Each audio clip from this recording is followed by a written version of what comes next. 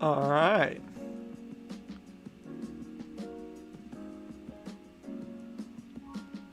All right.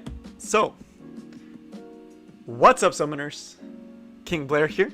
So today, as the title suggests, we're going to be talking about all the future updates that are coming. So, I actually ended up staying up, as well as a lot of people in the Discord. We stayed up watching the Epic 7 World Cup, and at the end of the World Cup, they did a massive update drop that, honestly, y'all, it was 5 a.m. for me, and I was just like, dude, it's 5 a.m., but I'm so hyped. I was almost not able to go to sleep that night because I was honestly so hyped after all the changes.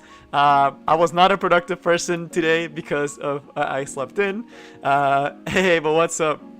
Asshole music. But yeah, so let's get into it. There's a lot of stuff, right? Let's just kick right off with all the updates, but just kind of a summary for the people that are joining in and watching the stream as a video. We're gonna be going over all the updates, all of them, right? And there's a lot, so we're gonna be here for a while. We're gonna have some discussions. I'm gonna tell you my thoughts as well as what's coming, right? All this good stuff, so much good stuff. But yeah, it was really exciting, right? And we'll talk about the tournament as well, some of the key units that I see. And I've been climbing a lot in RTA. I actually spent like most of the day today when I woke up. I was on an Epic 7 high, you know, after the update. I spent a long time climbing up, and I am seeing some of the effects of the Epic 7 World Cup kind of sifting in through the actual parts. So there's a lot of stuff to talk about. And hey, howdy, Renpai. But yeah, so let's just jump right in. There's too much stuff. There's way too much stuff for me to talk about, all my background stuff. So first, let me turn off this. And let me play this video from the official Epic 7 thing, so y'all can start getting hype as well as we go through this. And let me turn the volume up so you guys can hear it and you guys can be hyped for it as well. So just watch. Right, we've seen it.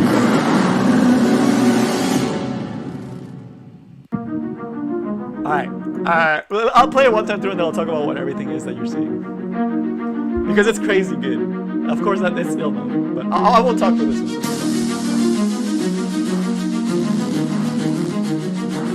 Kneel.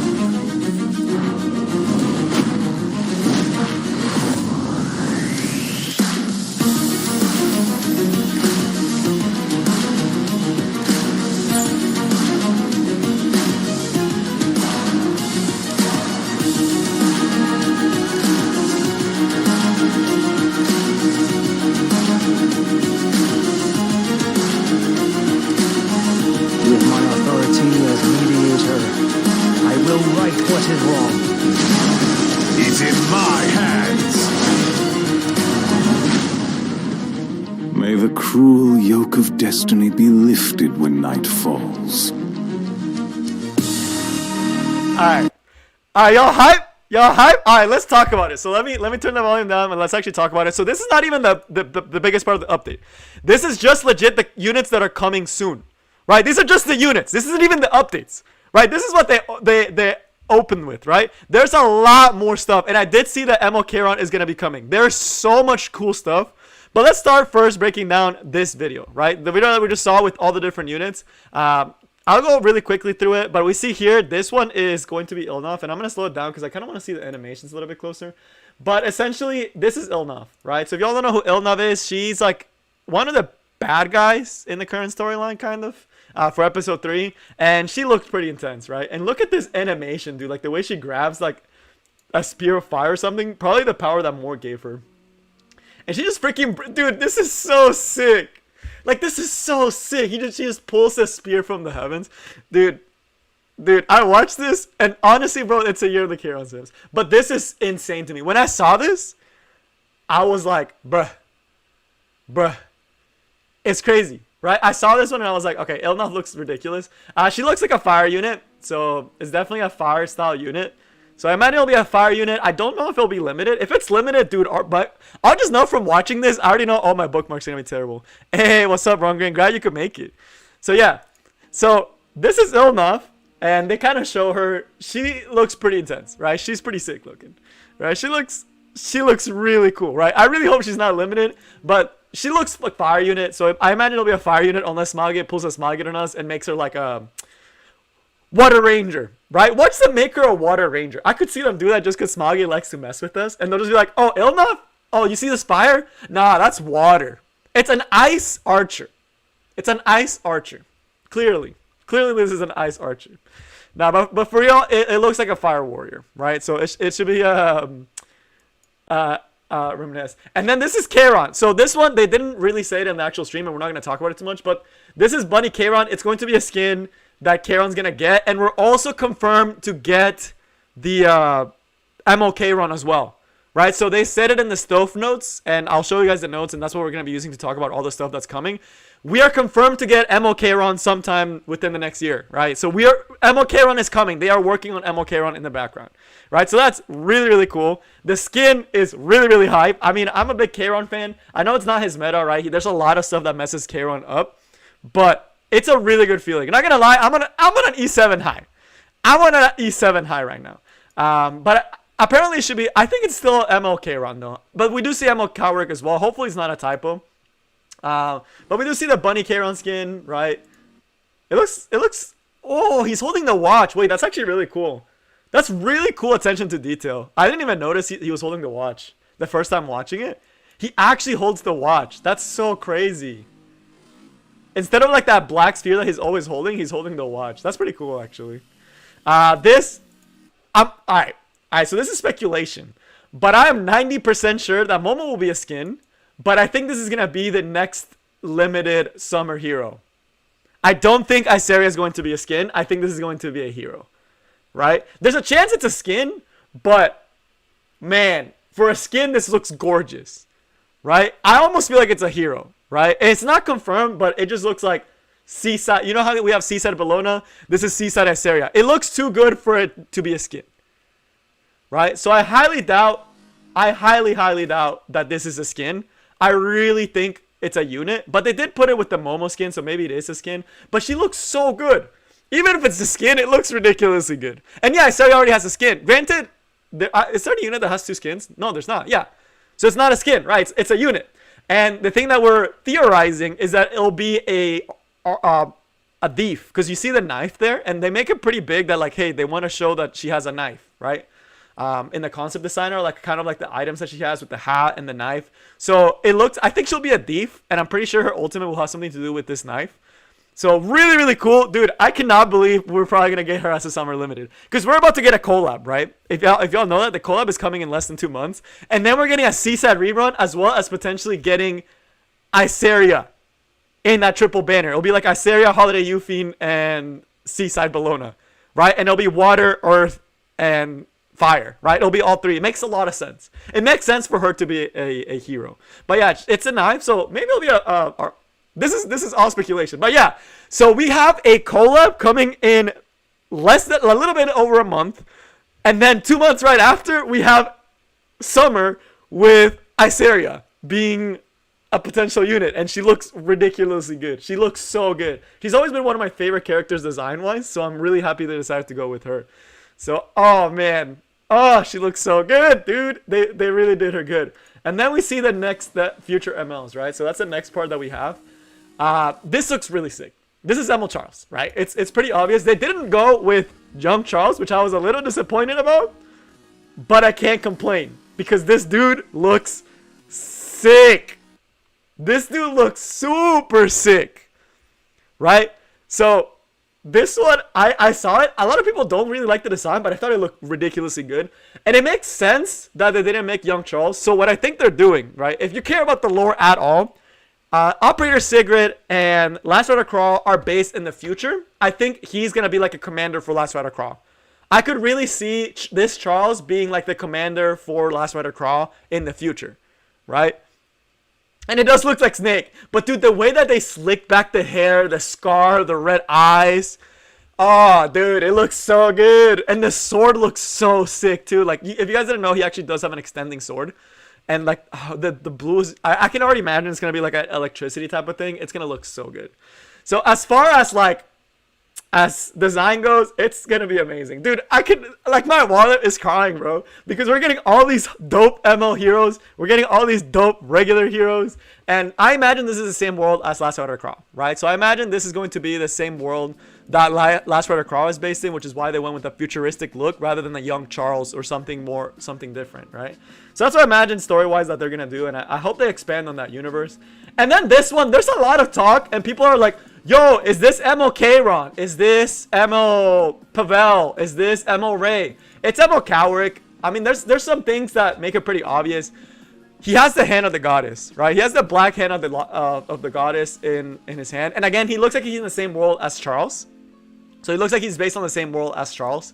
So probably futuristic setting. But you see there the gauntlet, the power gauntlet. It's pretty obvious that it's MO Cowrick. Right? I'll be shocked if they say it's anything like MO Cowrick. You also see the hair. You see the red streaks, similar to what Cowrick has. If we actually go to Cowrick's model, we can actually kind of see that. He has the same line. So people were like, oh, maybe it's MO Kayron. Maybe it's this other unit. No, it's for sure going to be MO Cowrick for that hero, right? Because if we go to Cowrick, let me find them. He looks so good too. Cowrick's on my list of units to build. But you can see the black hand of the goddess, right? That's this hand that's like super powered. And you can see the streaks of red in his hair. And then we'll go to this one and you can see the streaks as well. Right? So he still has that tie-dyed hair type of thing. But you can see the gauntlet. You see the earrings as well. That Cowrick also has the earrings, right? You see the Cowrick earrings. It's pretty much Cowrick at this point. Like, pretty obvious that it's Cowrick. And then also the ultimate animation that we see here. I don't know if you got this. Okay, side note, this guy looks like Seto Kaiba from Yu-Gi-Oh franchise, by the way. Like in this picture, does he not look like Seto? Oh, and the voice actor is the same, but he looks like Seto Kaiba, right? So right here you see normal hand and then enhanced hand. That's why I think this is MO Cowrick, right? That's another reason, but it really does look like Seto Kaiba for sure. And hey, what's up, Basalston? I don't manage your Cowrick. But you also see here, there's a lot of references to the black hand of the goddess. Like, you see the hand. You see, like, it kind of, like, hurts him a little bit. And then you see him doing the S3. And you can kind of see the silhouette of a hand, right? Like, a hand is grabbing him. Right there. You can see the fingers, right? So he's creating an arm or a hand, which is very reminiscent of what he's actually using. It has to be Cowrick, right? There's no doubts about it. But it looks so cool. And it looks like a support S3. I do not think this is an attack S3. It looks like it's going to be a support S3. Right? This looks like it's going to be a crazy type of buff. Right? So it'll be interesting. We haven't had a support character in some time. I don't know if prequel Cowrick. It'll probably be in the same world as Last Rider Crawl and ML Charles. At least the same world as ML Charles. And then that transition into this was really clean. I do have to like give them props for that. The way that they transitioned from like ultimate to ultimate was like pretty freaking clean. Because you see here the ending and then they merge it into Emil Strasses. So we're also getting Emil Strasse. He's actually coming. Right? So we're also getting Emil Strasse, who again, if this ultimate is not, it's an AoE attack. They kind of gave it away with this. It's an AoE attack. But I wonder what it's gonna be, dude. You're literally splitting planets apart. This S3 is gonna be broken. If this character's not broken, I'll be shocked. Because imagine with this S3, it does nothing. It does nothing. Strauss is definitely an ML hero. Come on now. Come on now, Pupper. I wish it was a red hero, but no, this one's gonna. So the reason why people think it's Fire Strassen, so let me look him up. It's really hard to find them actually. It's really hard to find old Strasse pictures because they kind of redesigned him. So this is how old Strasse used to be, right? So this is how Strasse used to look, and it looked like a fire hero, but then they redesigned him to look like this, right? So this is the ML Strasse. Why he's ML? He's ML in the storyline, and it's gonna be the same thing as Artsy and Mercedes. Right? It's an ML element. If you see him in story, he's an ML element. That's probably why they changed it a little bit. And they're going to use the same thing as they did for ML Mercedes. So not only is he dark in the storyline, but he's also like it's gonna be the same format as Emil Mercedes, since he's also like a final boss. So it's pretty much confirmed at this point that it's gonna be a dark hero, unless they decide to make something really, really weird, right? So it's pretty intense. Is Young Strasse? Nah, bro. I don't know. That'd be cool though. They completely removed this guy from the game though. This guy doesn't exist anymore. Sadly, it's really sad, but this guy doesn't exist anymore. He looked really cool. I don't know why they threw away the design. It never made sense to me why they threw away the design. But that's some Smilegate stuff. That's some oldie. Oldies will know it. But yeah. Wizard. So that's just the heroes. But we haven't gotten to the actual update stuff. So this is just heroes, right? So you're like, oh, okay, this is all heroes, right? Maybe I don't have bookmarks. You know, why are you showing me all this stuff when it doesn't benefit me? The amount of stuff that they're giving new players. So let's transition over to the actual content updates. Oh man, this is probably the biggest free-to-play patch you will ever see. This is the biggest free-to-play patch you will ever see in your life, right? So the units are one thing. Those are just the units that are going to be coming. But this is the actual developers' notes of the things that we're getting in the future. One of which is at the end of this month, right? The 527 update, which shows a lot of the other stuff that's coming, right? But let's just go through it. And this is what's coming with this one. So let me zoom in because so you guys can read with me. Oh man, that's a little too zoomed in. Oh, I guess it opened it up. Okay. So select the summon improvements. We're gonna I believe it said that we're also gonna be getting this. So if you remember, when we start the game as a new player, you get to summon 30 times at 10x roll 30 times, and you get to keep one of those 10x rolls, right? They're kind of making that a lot easier, and they're making it so you get guaranteed. The Moonlight connection is going to be the free ML ARBY, which we'll talk about in a second. And that's right, everyone can get ARBY or Sten at this point. Connection improvements, which is just things with fucking Chlorine. This is all early game. Specialty change, again, all for early game. This one is amazing. This is an amazing quality of life change. The penguins not taking up storage spots. The penguin mileage that you can just kind of add them and aggregate them together. And then the promotion improvements, they're just making it super easy to grow your heroes. And they're also doing something that you can store experience. So you know how you used to have to farm with like fodder and like actual units? Well, now that extra experience is actually stored in a bottle, and you can kind of use it at your own convenience, right? Which is really, really cool. So this is an amazing quality of life changes this one is just amazing quality of life changes. The quality of life changes on this patch are amazing. And yes, we are getting a free ARBY or a free Senate, or depending on the hero of your choice. But yeah, I'm really sad, dude. Rugren Elnav will probably be a fire hero, so she's not gonna be ML. But it's gonna be a really good time. And all right, so one thing before we get to these updates, one thing that makes a lot of sense, we're around to reach the corner of summer as well as the collab. Typically, when a mobile game or a game has a collab or has a big summer event, they get a massive influx of new players. So a lot of these updates, you have to keep in mind, they are targeting newer players with these, with the ones that are very soon, because they want to have all this ready right before the collab comes in, as well as right before summer kicks in, when it's probably the best time to start Epic 7, right? So if you're a new player, around now is probably the best time to get it, and you can only get one, sadly.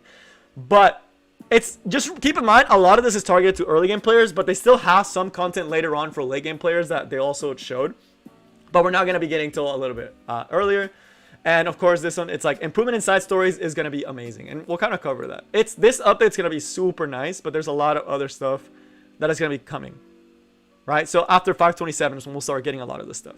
All right. So first, selective summons. This one, again, we mentioned we talked about it a little bit. It's making it really easy to reroll, right? So for this one, it makes a lot of sense. You get a guaranteed 5-star hero now. It used to be something that when you were rerolling an account, you were not guaranteed to pull a 5-star hero when you were doing that 30x pulls. And it was very frustrating. I did this process a lot when I was starting because I made one account and I made my brother's side account. And I had to do this probably like 20 different times, and I was so frustrated because all I wanted was a certain type of hero, right?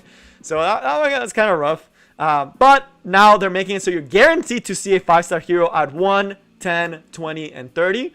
And you can also keep your best roll so you can see what's ahead, right? So let's say you get one and you're always like, man, I really like this one, but I don't know if it can be better.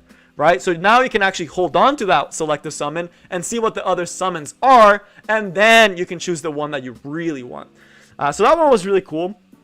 And you get basically a guaranteed 5-star hero, which it should always have been this way. You should always, I don't know why it was even a thing. So that one was really cool. Selected 7 Season 2 with new heroes will be added for heroes who cleared Episode 3. So that part is interesting. This is nice. So there, you also have a chance to get some Season 2 heroes. I did not read this before. So we should be getting another one, even if you are not a new player. When you get another selective summon when you clear Episode 3. Oh, that's what it is. So when you get another one. Wow, so you get 2. So we're getting this other one when we clear it. Right? I wonder if they'll do the other one as well. But they are doing this in the 527, so it's going to be a really good time to start playing Epic 7 during this time.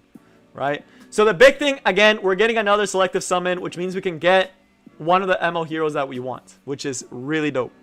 Right?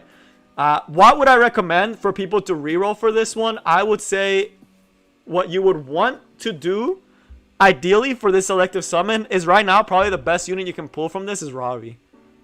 Or if you're a new player, it'd be Sigrid. Right? For new players, it's Sigrid. You want to start with Sigrid. But for us, right, because we're going to get to do this as well, right? So like me and you, players that have been around in the game for a very long time, at this one you should already have your Wyvern 13 team, right? So you don't really need PvE heroes. I would recommend with the selective summon getting something like a Ravi, right? If you don't have Ravi, get something like an Iseria, which is what I'm going for, right? I'm personally going for Iseria really, really hard. I wonder if Polides will be in this one. That would be another good one to go for since she's one of the best arena defense units. Or even something like Rowana. Oh yeah, even something like Craw, right? You get your Craw guaranteed, right? So Craw, Ravi, there's a lot of really good heroes you can get from this. So if you're a new player, you should probably want Sigrid at the beginning. And the thing about it is they made it so new players can do Wyvern 13 within like 1 month max. They're literally streamlining the process to Wyvern 13 like this. Why am I going for Iseria? Because I really like how she looks and I don't have her. And she's one of the few units I don't have. Basar's another good one for this one. There's a lot of really good ones, honestly. There's a lot of really good ones on this one. Episode 3 is not done, but we should be close to finishing it soon. So we're not going to get this one right away, but we should be getting it soon. I wonder if they'll go back and give us the first one too. Right? I wonder if they'll go back and give us this one. Since we didn't get to do it, if they'll let us do it again, right? I think they did that in the past and they did let us do it. So I wonder if they'll let us do this for newer players. So we'll get the one that we just get like a redo of. And if we'll get one of the actual selective summon. I think that'd be pretty cool. I think they might actually do that.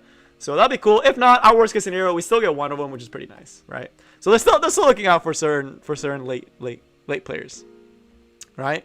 I did not skip the Momo skin. I knew the Momo skin looked really good. The Momo skin looks gorgeous, but it's just a skin, so there's not a lot to talk about. Momo is just really amazing. But now this one is the one that everyone. All right. Let me cover it first, and then we'll talk about.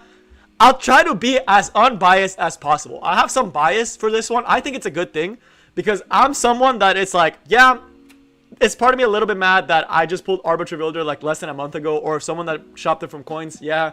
But at the same time, we get access to other heroes as well as getting coins if you have all 6 of them. So it's not. I think it's a good thing because I want more players to play this game. If more players play this game, our community grows. The game gets bigger, which means more people join the community, right? And that's what we want to do, right? So let's talk about this. So essentially, everyone gets a free ML hero. But yeah, Rugged, I agree. If you're someone that can already clear Wyvern 13, you should not be going for Sigrid for the selective because you already clear Wyvern 13. But all right, as far as this one, what they are doing is now essentially what you can do is when you clear episode 1, you get to choose an ML hero of your choice from these 6, right? Which is essentially completely free. Hey, what's up, Mito? But it's completely free. All you have to do is do some quests. It's essentially like connections, right? Like you have to do certain conditions and you will be able to unlock them more and more and be able to make them more powerful. But this one is crazy. A free ML hero is absolutely ridiculous to me. I cannot believe they're actually doing this. And they picked the 6 OG characters from season 6, which I think is just super fitting, right? I think it's super fitting that they did it this way. And as you can see here, you essentially legit, you just do it, you get it, and you can just do some of the quests. So pretty easy quest, like reach level 60, that's very doable. Awakening, that's very doable. Acquire 3 stars, that's very doable. And then all this other stuff, like it'll all be really doable, right? I think the quest will be really doable. So this serves as 2 purposes for early game players. the thing I like about this is that it motivates new players to want to play the game more. And as they're doing this quest, they are learning about the game, right? So I think this is a really good thing, because first, you get a really cool hero, and all these heroes are meta relevant, right? They're amazing, right? But at the same time, for newer players, it's teaching them about the game. It's making them want to try hard in the game because they want to complete these quests so they can unlock the full potential of their super cool ML hero, right? Because the ML heroes are usually the pull for a lot of gacha games. And the fact that you get one for free and you get kind of like builded, I think that they did it beautifully, right? I think they did a beautiful job with doing this for early game players. I think it's just amazing, right? It's just what they did with this. It's just, I cannot believe they did this. I think it's one of the best things that they could have done, right? So it's amazing as far as early game. So now let me give you guys both sides of the coin, and then we'll also kind of talk about which one should you pull for when it comes around, which is in 2 weeks, right? So I'm gonna break it down for you guys and kind of like explain it to you guys from my perspective what I think the one people should go for, right? So as far as the plus and the minuses to the system, right? With any system, there's going to be people that are going to be salty, right? Always. There's always people that are salty. And why are they salty? Because the thing about it is all these heroes were recently in the coin shop, right? If you guys don't know, when you pull dupes, you get ML coin shopped, right? And some people literally bought ARBY less than 3 months ago. And now they could have gotten ARBY for free. So it's kind of one of those things that those people are upset. Some of those people are upset. Not all of them, but some of those people are upset because they kind of wasted 40 coins. And some people may even have all 6, right? So then this update doesn't really help them that much, but they do still get the coins. But I think that negative of the few that actually have all 6, and there is very few people that have all 6, it's mostly just whales. And most whales will agree that all whales want is more people to play the game. Because if more people are playing the game and you're a whale, that means you can flex on more people, right? As a dolphin myself, I'm someone like, oh, this is great because now I can beat all the newbie players that have ARBY. I can, like, you know, show them that ARBY is not all that, right? So, but at the same time, it means more players are playing Epic 7, which means that they're bringing more content, which means I get to pull in more waifus, which means I spend more, right? So it's one of those things, like, as a dolphin, I really don't care, right? I have the meta units. I have ARBY. I have Ruel. I have Stene, right? I didn't want any of these. I'm not going to complain for a free ML hero. Even if I had all of them, I still get coins, right? So it's like, why would I care? You know, it's like, even for a whale, most whales are not complaining. The people that are usually complaining about this are dolphins. The people that complain the most about, oh, I just purchased this unit, is a dolphin, because to a dolphin their money actually matters a little bit more because they try to get value out of what they're selling. So that's the negative aspect. I thought you guys should be aware of it. Just know that there is negative, and while you may be hyped for it, be sensitive of others' opinions, even if you disagree with their opinion. Like, I disagree with that, but I'm not gonna lie, I was a little sad, like a little bit. I can't deny that I just had pulled ARBY and he's kind of coming for free. Kind of takes out the hype, but at the same time, I'm like, I get a free ML Ken. So it's like, the negative to me is not even anything, right? The positive just far outweighs all the negatives that it could have been from this upset, right? So let me read some of the chat. So some of the things, y'all's thoughts as well, because I want to see what y'all think as well. Because I'm not affected because I don't have all 6, but I know people that are affected that have all 6. I know whales don't care. The few whales that I've talked to have said, like, oh yeah, that's really cool, man. Like, that means that more early game players are playing Epic 7 and I get free Moonlight coins, right? So whales don't care. It's mostly dolphins that feel a little bit hurt, right, by this update. So let me know, right? If you're a dolphin like myself, were you salty at this update? I still think it's really good, but partially it's because I'm a content creator and I want more people to play this game because it's really, really cool. We'll talk about the actual heroes. You guys are asking me who to choose when that comes around. I will definitely make a video on who I think who to choose because it is a very hard option. But this is really cool. So let me it's pretty crazy. It's pretty crazy.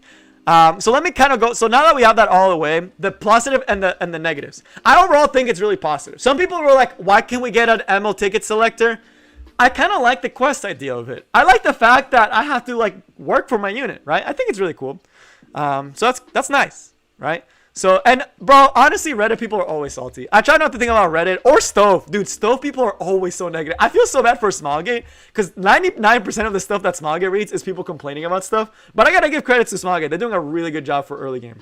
But alright, now as far as the actual heroes, drama aside, positives and minuses, if you're thinking of it of which one should you pick. I actually think there's a lot of things to consider. Everyone's saying pick ARBY, but I'm gonna tell you guys that Stene might be the sleeper one for a lot of people, right? So let me go over each of the ones.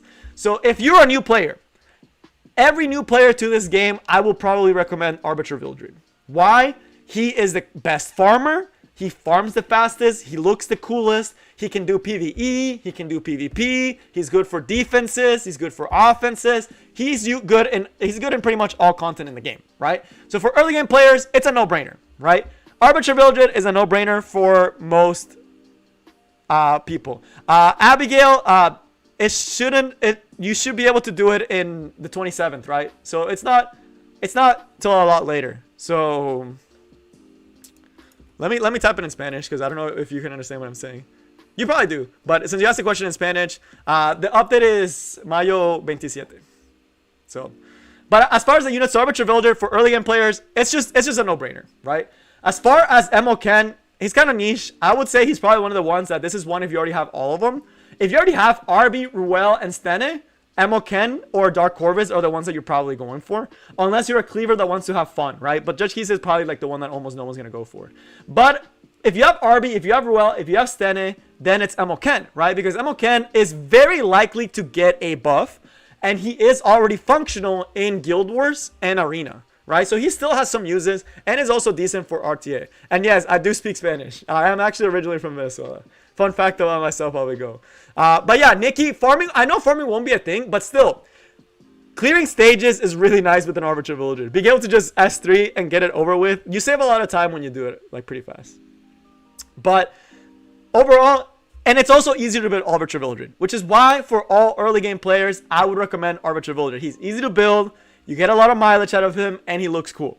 And Moken is who I would recommend for people that already have ARBY, already have Ruel, and already have Stene. I would highly recommend Moken. He's also very likely to get a buff. So if you're an older player that is speculative, this is who you would pull. But I would not pull Moken if you can pull ARBY or Stene.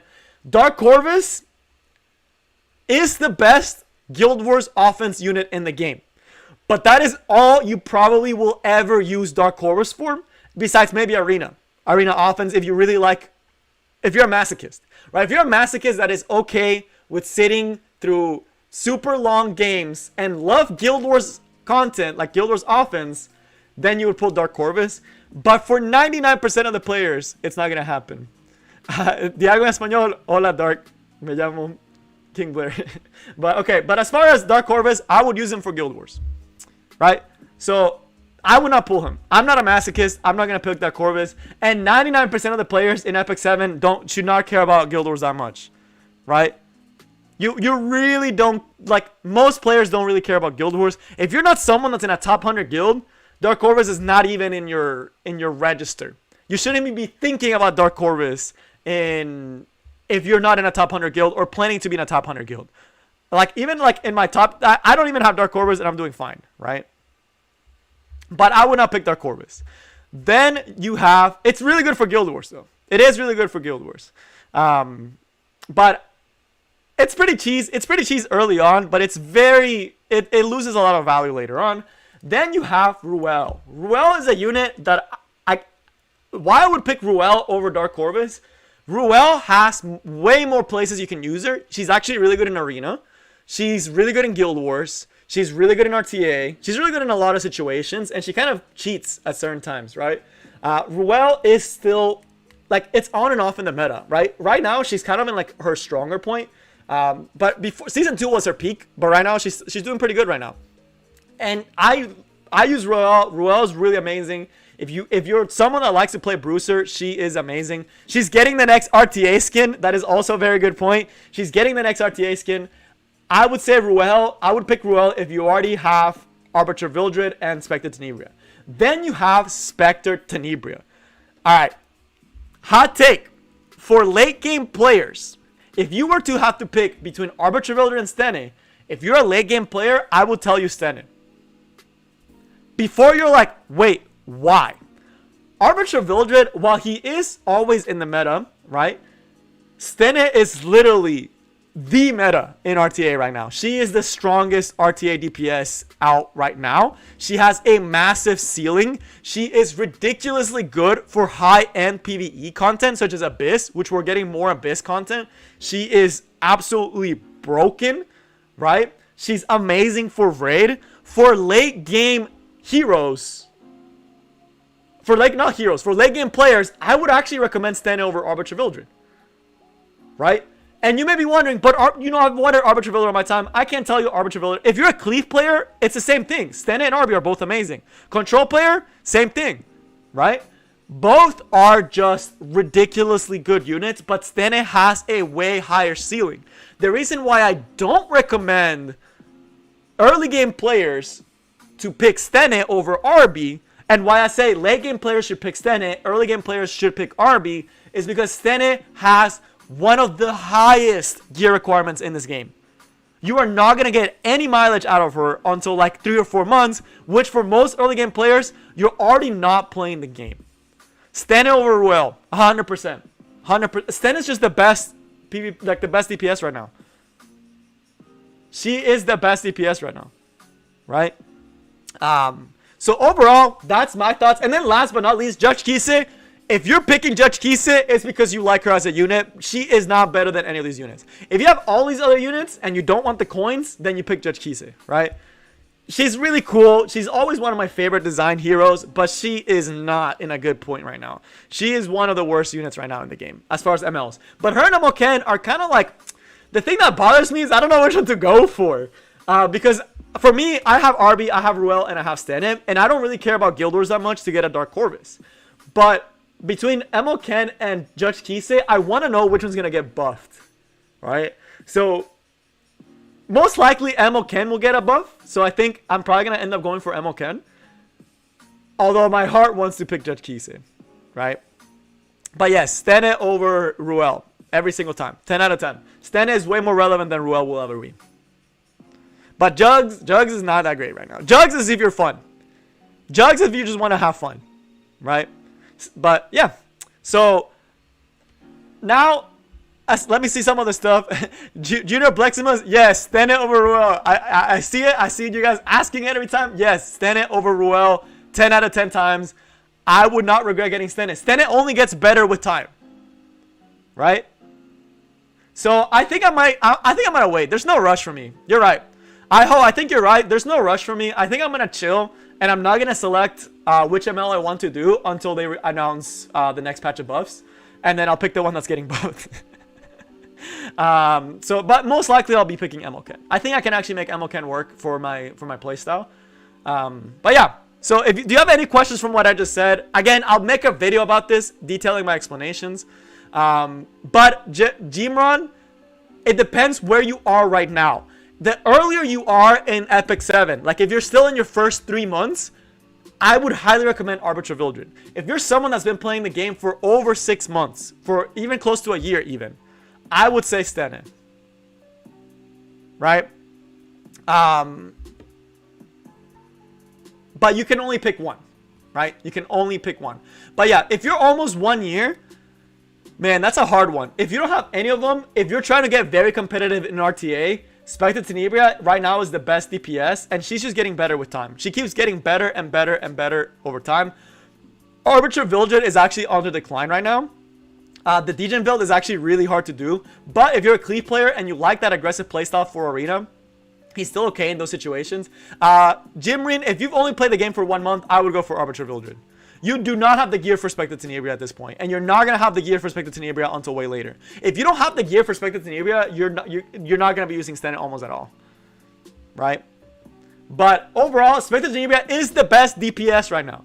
Right? We're going to talk about the Epic 7 World Cup later on, but she was permabanned in the Epic 7 World Cup.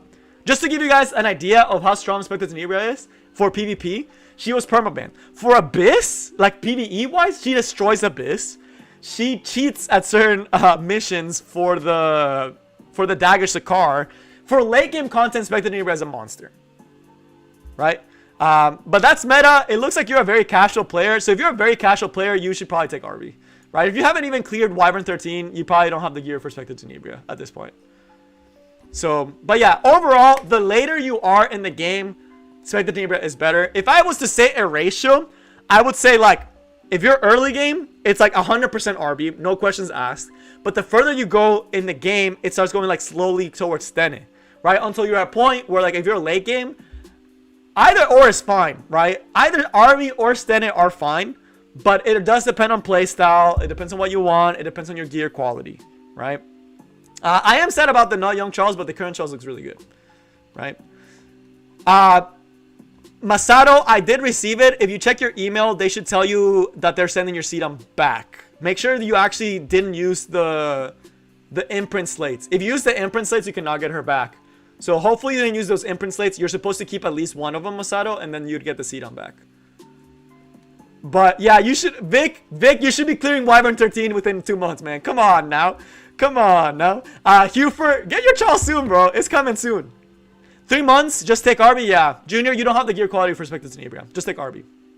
Matthew, what have you missed? We've been talking. We're in the second one, but we talked about the new characters already, and we're just going over the updates. But yeah, I'll make a, when it gets closer, I'll make a video kind of detailing it to give you guys a better idea. At any point on a stream, if you want to see ARBY, Ruel, or Sten in action, I mean, I use them a lot in stream, right? So just let me know if you want to see one in action in particular. If you're like, can you do a full day of ARBY for stream today? Or can you do a full day of Sten for stream today? And then I could do it. So it's not bad. But all in all, I mean, you can't go wrong with ARBY or Sten. Early game players recommend ARBY. Late game players recommend Sten. But at the end of the day, it's up to you, right? It's what you want. So, do I get the coins? You would get him, iPlexi. If you traded him, I would ask Smilgate, but you should get ARBY. But Sten is really good for late game. And this is permanent. Right? This is permanent. I am going to hold off, personally. Right? So, alright. So, of course, again, kind of a summary of everything we talked about. There is some negatives to this system, but I overall think it's an amazing update. And I think a lot of people can get out a lot. Recommendations, ARBY for early, Sten for late game. Or, of course, ARBY for late game is fine too. You can't go wrong with either or. You can't go wrong picking ARBY or Sten, right? You can't go wrong picking either or. If you have both of these, Ruel is a really good option. I would honestly go Ruel. And then if you have Ruel and you have these other three, then it's, if you want GVG, if you're speculative and you want to kind of a betting man, if you want to have fun and you like her design. So that's pretty much it as far as those. Super quick summary. I do not have jugs, but my side account does, sadly. Alright, so now this one doesn't really affect a lot of people, but it's another amazing early game thing that they're doing. I think this is just incredibly good. They're making it so it's a lot easier to get Angelica from the connections as well as all these other ones. That's pretty much all you need to know. It's just, it's easier to get, right? It's easier to get these from this because they want early game players being able to clear these quests as fast as possible so they can get the PvE units. And this is the point why I tell you guys that they're trying to make it so an early game player can clear Wyvern within 2 months, is because they're giving Angelica for free, they're giving Furious for free, they're making it easier, as well as the specialty change that happened. So this one is incredibly nice. They're lowering the requirement for specialty change all the way down to 30. And you get a free 3-star Clury after clearing in the tutorial, right? And I think you get it for free, right? You get the specialty change for free. And you reduce the thing, right? So it's just a lot easier, right? They're making this a lot easier, which makes it so you can actually get Momo significantly faster. You can get Falconeer Clury significantly faster. I thought they said that they're going to give her for free, like a Falconeer Clury. Not already. I guess Clury's still fine. So, regardless, this is way faster, right? So they're literally making it so early game players can get in and get all their PvE like this, right? So that's as fast as you want it, right? And Ludicolo, you just need ARBY. I mean, ARBY is a safe bet. You will always use your ARBY, most likely. And ARBY will probably be around for like forever, right? And he's usually the one that people always go. But they're all good. I mean, you can't go wrong with Sten or ARBY. I just think Sten has a way higher ceiling, personally. But alright, so that one is a lot of really cool early game options. This is the next one. This is the biggest quality of life improvement. Kind of a TLDR. It just basically says penguins don't have an element. You just kind of get like the penguins, and you kind of just get them, right? And they do not take inventory space. You don't understand how frustrating this was. Because there would be so many times I'd be pulling for heroes and I'd have penguins I wanted to keep for later. And then I would overcap and I couldn't get the hero back. Right? So it just stinks, bro. It stuck. But this is amazing, right? You just kind of accumulate penguins now. And you always get the experience. This is really, really good. Pal Saga, I think with the new updates, you can already start PvP within the first month. Right? Like Arena. RTA, I think you can already start doing RTA within 3 months, and you can make the Challenger RTA in 6 months. Easy. That's what I would say. If you're someone that's constantly grinding the game, I would say 1 month to get into Arena, 3 months to start getting into RTA, and by month 6, you should be able to already be getting the skin from the RTA seasons. You can also make this faster depending how good you are and how good your luck is on pulling units and how good your gear luck is, right? But they're making this so nice. The penguin mileage is just... It's so good. This is so good. This one, essentially what they're doing is, y'all know when we used to farm and there's this extra XP that goes nowhere? Well, that extra XP goes towards making penguins. So now you can literally farm episode 3. With this change, farming episode 3 is viable. Right? It's super easy now. This is so easy. They're literally making... building heroes and getting them to like level 60 like this. Super dummy fast. This is amazing. You don't even have to do the old farming method. You can just farm super fast with like a bunch of heroes that can do a ton of damage AoE. And you go like this. Boom, boom, boom, boom, boom. Right? For RTA, I have a couple of RTA guides, Eric. Like a lot of general guides too. I honestly need to clean my YouTube channel, but I actually do have some beginner... I have a lot of beginner guides for RTAs. Just people, it doesn't show up in people's feeds for some reason. I don't know why. It just doesn't. But I have a lot of RTA videos actually. Like RTA discussion videos. Where is it? It's probably because I have way too many videos, so it gets like kind of hidden. But I did want like for drafting, like how to draft properly in RTA. And some of the... Oh, there it is. See? The one that has the McDonald's looking thing. The frenzy changes I talked about, which was pretty big. Where's the McDonald's one? Man, I already lost it. Oh, there it is. Yeah. See, I already have a drafting guide. How to draft in RTA. Like all the basics to RTA. So I do stuff. I do videos. I do guides. I do stuff. Or I try to. No, you're fine. You're fine. I don't blame you because I put out a lot of content, so it gets like the stuff that I do that's really helpful, I need to put into like a guide section. So that's on me. That's on me. I need to fix the YouTube layout of my channel. That's on me, absolutely. Thank you for letting me know that. That's something that I really need to get to. Because the fact that you can't find those videos and you're looking for them is really bad. Acid and burns, if that's true, if it worked in hunts, that would be really broken, but it would be nice. Because then you never have to farm Adventure unless it's for Catalyst. I do need better thumbnails. I'm not gonna lie to you, my thumbnails are garbage. But I do have a lot of guides that are still very good. But alright, so that part is really cool. I mean, there's some cool stuff to it. It's nice, right? There's some other stuff. The pets. This one, they're making it a lot earlier, so you can do the side stories. You also get a free hero to try out. You know how we always get that hero that we like to try out? Well, now with the new adventure stages, you can make it so you get the hero that the side story is for. You get to try one out as your rep. But yeah, the trash thumbnail is my trademark. Honestly, dude, I'm known for my trash thumbnails at this point. But as far as this is really cool that they're lowering the energy to do the main rewards. This is amazing.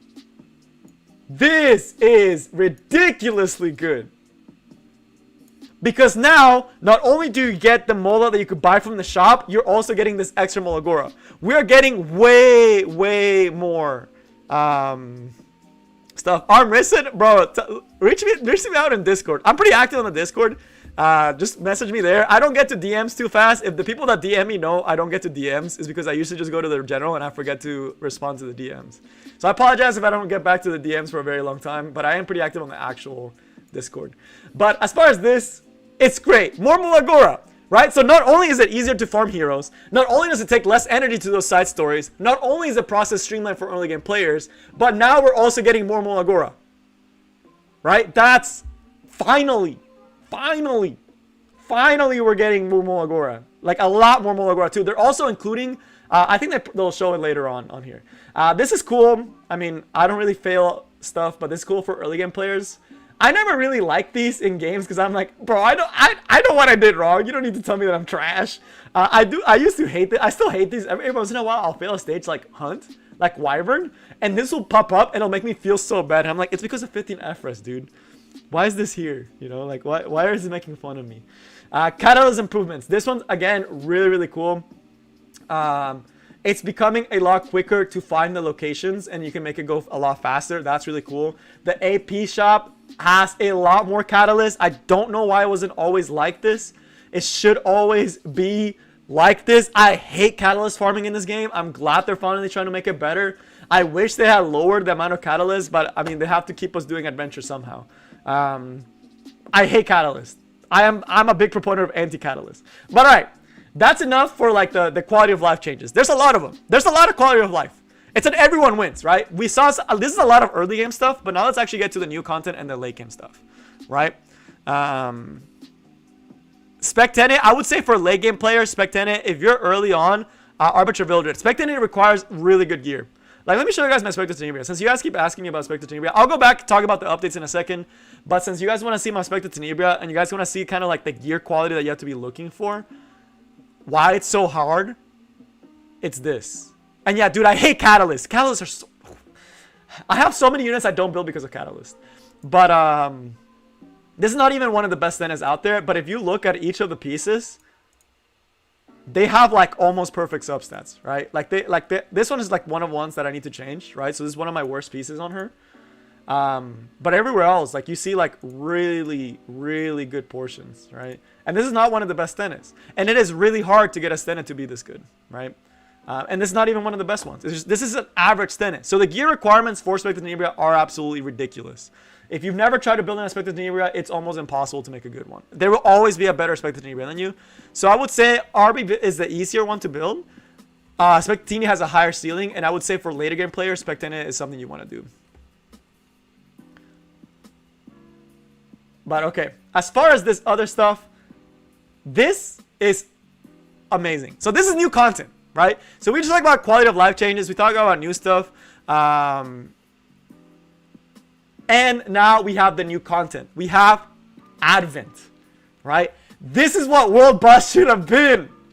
This is what World Boss, what everyone wanted World Boss to be, is essentially what they did. They're doing this for the side story, which I think is cool because that means we'll get a variety of bosses, right? Because if it's on, we'll get a lot of different bosses, which is really fun. But this is really cool. Because there's different phases, you have to plan, you get extra benefits from using elements of the same element.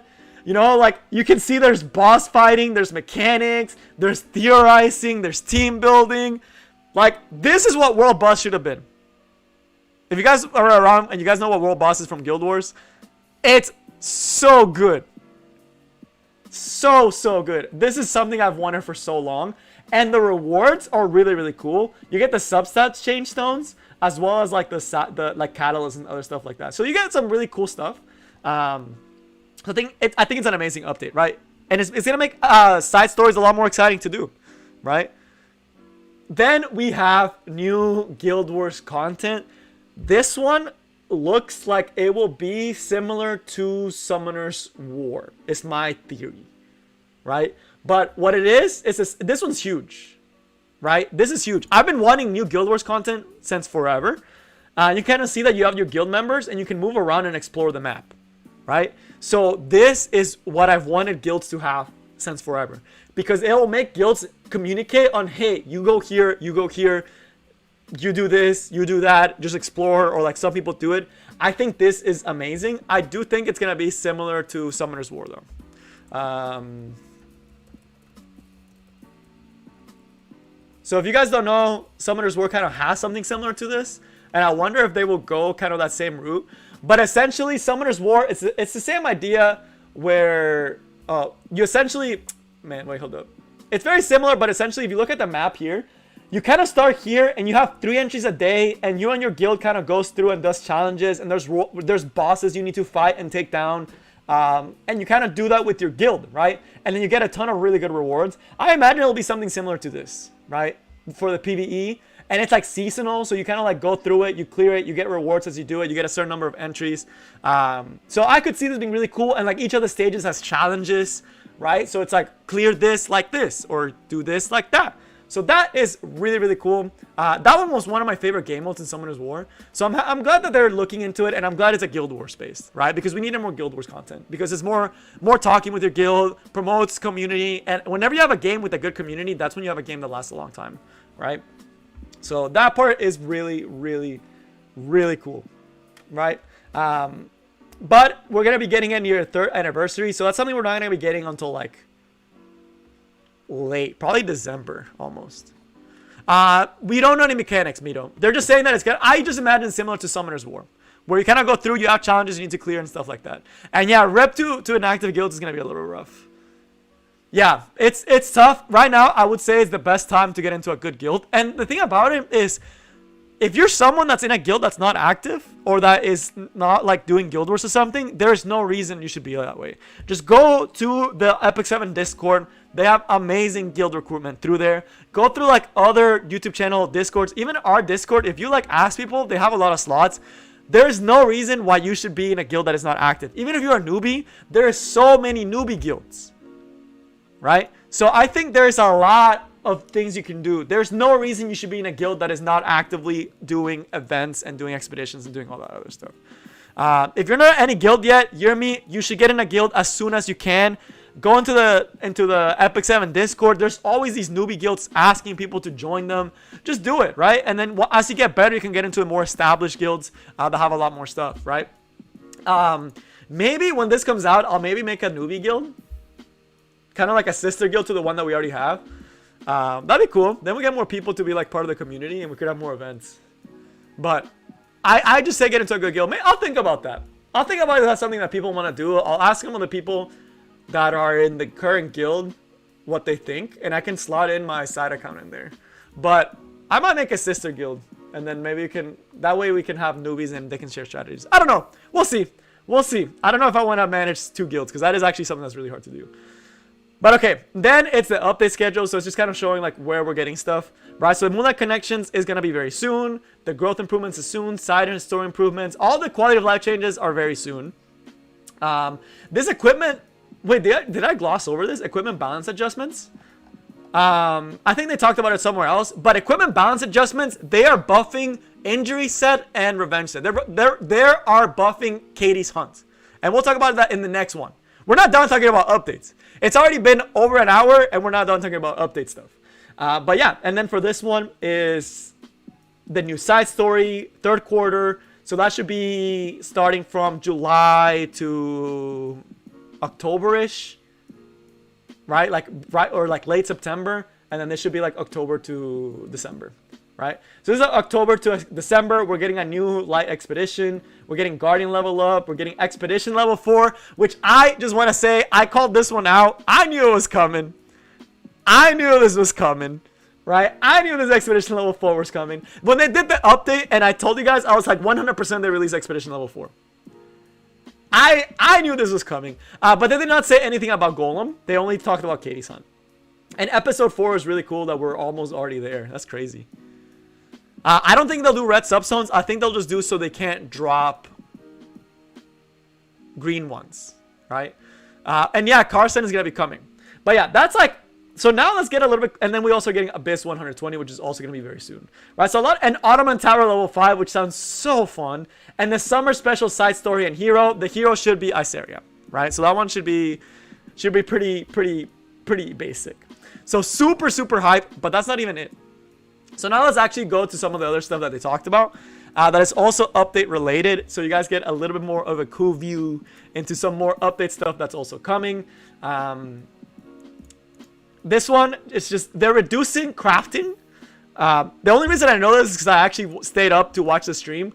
TLDR for this one is they are reducing a lot of enhancement costs, and they are reducing crafting costs again, right? So they are reducing enhancement costs again and crafting costs. So that'll be really cool for the crafting. That is going to be a lot cheaper. That one's really nice. I've never really struggled too much with gold, but it's nice that they're doing it because I know mid-game gold drain is real, right? Mid-game players know if you're in the chat and you have gold problems, that's how you know that you're early late. That's how you know you've entered early late, because it's like you have no gold because you have so many units you're working on. It's probably the worst part of Epic 7. Yeah, you're playing in the worst part of Epic 7. When you're mid-game, gold is probably the worst thing. That's how you know you're in the worst part of Epic 7. It gets a lot better. Like, once you finish building your units and you're done, once you're getting close to finishing your core teams, you stop using as much gold. Energy, this is really cool. They kind of talked about it. The hunt, they are reducing the energy. That's really cool. You may be like, oh, King, it's only 2 energy. Well, this is the difference, because I think the energy right now, we have it up to 140 something. 150. So it means you can do 7 hunts, right? Pretty easily, rather than just doing like 6 hunts about, right? So it adds up. It adds up a lot. It'll add up a lot. So that'll be really nice. And you also get more energy throughout the day, right? Which is really cool, because that means that you should be able to farm with all the stuff that they're giving you, like the free energy that they give you. You should be able to farm Wyvern like 20 to 40 times a day, right? This is really nice, right? So this is really cool that you get to do this, that they're doing all of this. You should be able to farm 20 to 40 hunts a day. Yeah, it's a lot. It's a lot. You get to essentially, you should be able to do 40 hunts a day, which if you're doing that every single day, you're getting to a point where you should not be struggling with gear. So as long as you're doing your Wyvern 13s, you're not going to be struggling with a lot of stuff if you're doing all the events and all that stuff. And yeah, it's really nice that they're also making the refill better. The other one is going to be the Mola and friendship level increases. They're going to make it so it's easier to get friendship level, which we'll talk about in a second.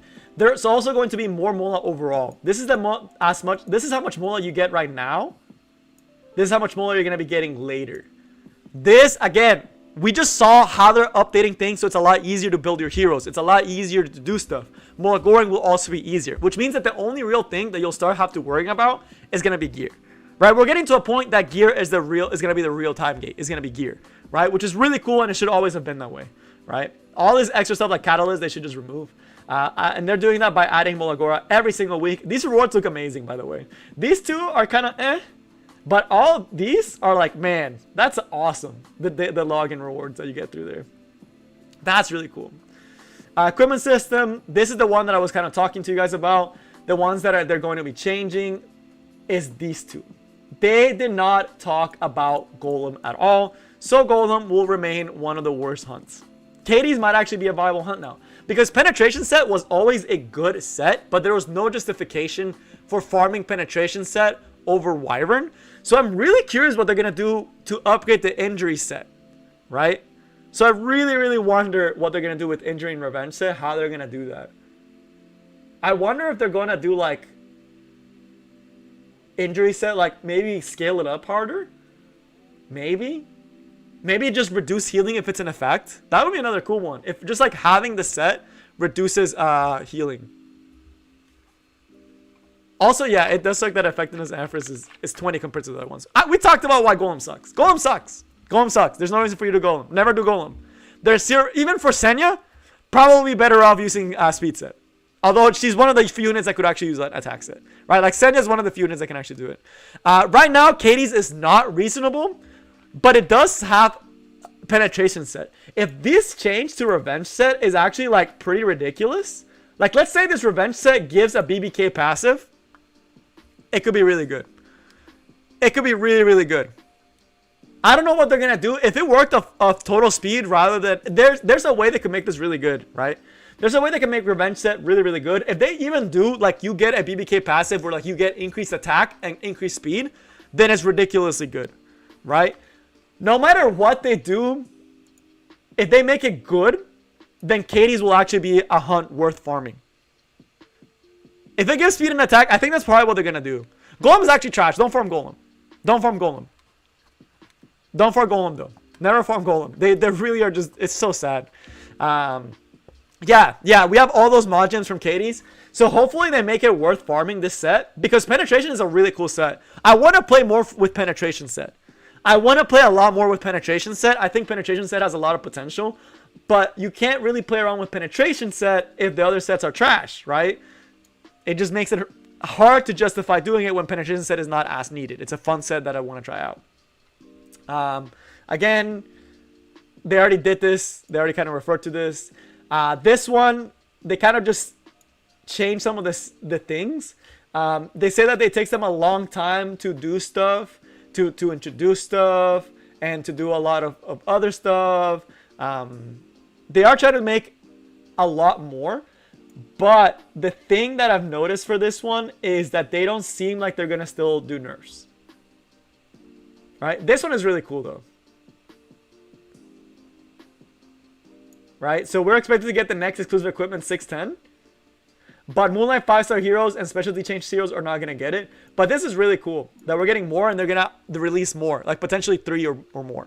Right? So that's really, really cool. So it's nice. Right? It's nice. It's not bad. So this is cool. There's nothing crazy. I mean, it's just like we're getting more balance patches. That's always cool. Conquest points and charms. It's just like, honestly, I don't know about this one. Hero release and improve difficulty requiring Moonlight heroes. I don't think for this one it was just basically like there's gonna be more coin shop heroes, and there's gonna be like I don't know. This one I haven't read, actually. I didn't read this one through. So let me kind of like skim read this one.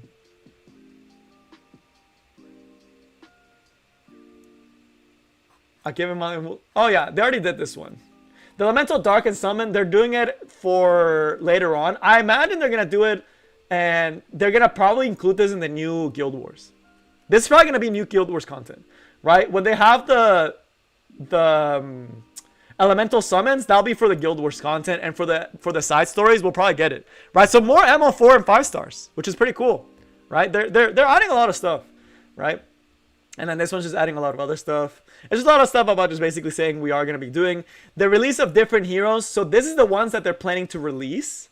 Is Strasse, Ilnov, we talked about all of these, Senya, which just recently got released, Rabbit Charon, which was a skin, and Moonlight Charon, right? This is crazy to me. They actually, this one is something that they didn't say before. It's ML Charon. They said that we're getting ML Charon. So ML Charon is in the near future. I really hope it's not next month, or I think I'm going to cry, because I do not have even close to pity. So ML Charon's coming, which is really, really awesome. So I mean, there's a lot of cool heroes that are coming. We saw all the updates. We watched it at the beginning of the thing. This one is amazing. This one is really good for competitive. Not the arena one, the world arena one. For arena, they're just making it permanent blind date, which is something that I expected. That's something I didn't really care about. This one is so nice. So nice. But the only thing that bothers me is I hope that they add rewards. Right? So I really hope they do it. And no, we are getting ML Cowrick, Mito. This is just another one, right? Because you just see that they didn't put ML Charles here either.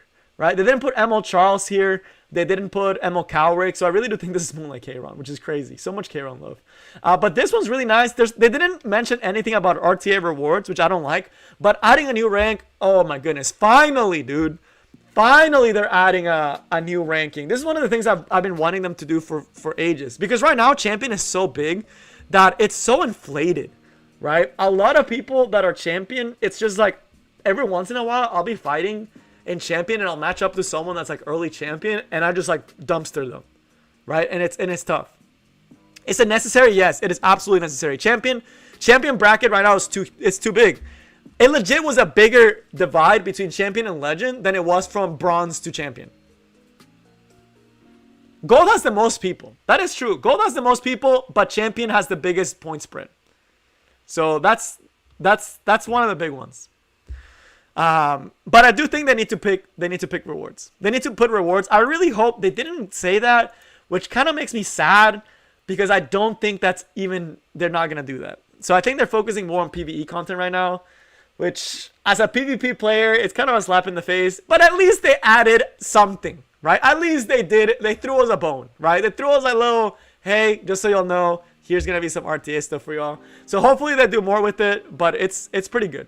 But yeah, saying right now that you're champion, like if I tell you guys, I'm a champion level player, even though I can compete with legend level players, someone that just started the game 4 months ago that got really lucky and has a really good smart draft of 8 units that barely made champion, he's also champion. We're in the same level, we're the same rank. There's no differentiation. I know it's like petty and it's one of those things that's like, but it's nice to flex your rank, you know. It's nice to have to climb and get the incentive to climb a little bit higher. So I really do think that they should give some rewards. All right, this one is one that a lot of people were complaining about, and I kind of understand why, but at the same time, I don't get why people are so upset and saying they're gonna quit Epic 7 because of this. So what is this one? Absolute resistance. If you guys know, 15%. Whenever you go in any game mode and you are fighting the opponent, there's a 15% chance that you can resist regardless of effectiveness and FRES, right? So as of right now, most people have accepted that for PvP and RTA and all PvP content, you need that 15% FRES, or control units would be ridiculous, right? So it's kind of like accepted that in PvP, having 15% FRES is a necessary evil. But for PvE, there's no reason why my Wyvern Hunt needs to fail 100 times because my Karen missed or decreased defense, right? Why does that happen? Why does it keep losing? Well, they are saying, people are asking, are they going to remove that? And Epic 7 finally answered that, and they said that 15% FRES in PvE is not going to get removed, at least for current content. They said for future content, they are going to try to do it, but not for current content. It's a little weird, but it makes sense to me. But I don't get why people are so upset, right? I get Abyss is frustrating, but I mean, it's not like Abyss is gonna go anywhere, right? You can do Abyss, you can do it whenever you feel like it. The economy, okay, I think when they said the economy stuff, they really messed up. They really should have just left it as integral to the game, right? Because the thing about it is, if you think about it in a coding standpoint, all the heroes, every time they introduce a hero, they have to introduce them to the new PvE mechanics, and they have to add that code into that hero and add that, like those objects, right? And that 15% is probably very in there. So it's a lot easier to introduce new content that just doesn't have that check than to go in through every single champion, every single content, and like change the checks. Although honestly, depending how they coded it too. The thing about it is I don't know how complex their code is. It could be really complex, right? I'm not a game developer. I'm not super experienced in that. I know very basic coding. And if it's really integral and it could mess up a lot, I could see why they just don't want to deal with it. I really think that they were just throwing random stuff out there. I don't know. It's weird. I don't think the economy, I think what they were saying, it's like they don't want people farming really fast. I don't know. That one was kind of weird when they said that.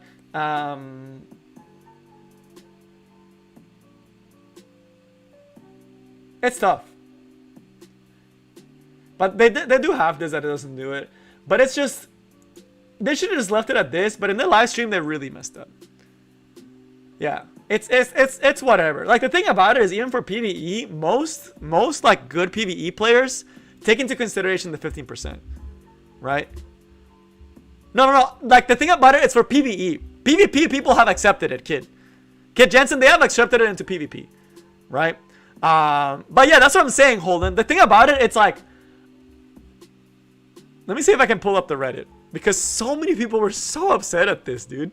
Sometimes I'm like, why do I read the Epic 7 Reddit, man? It just boils my blood. I don't know why I even go on there anymore. I think it's just because the art looks really gorgeous, right? So the art is cool.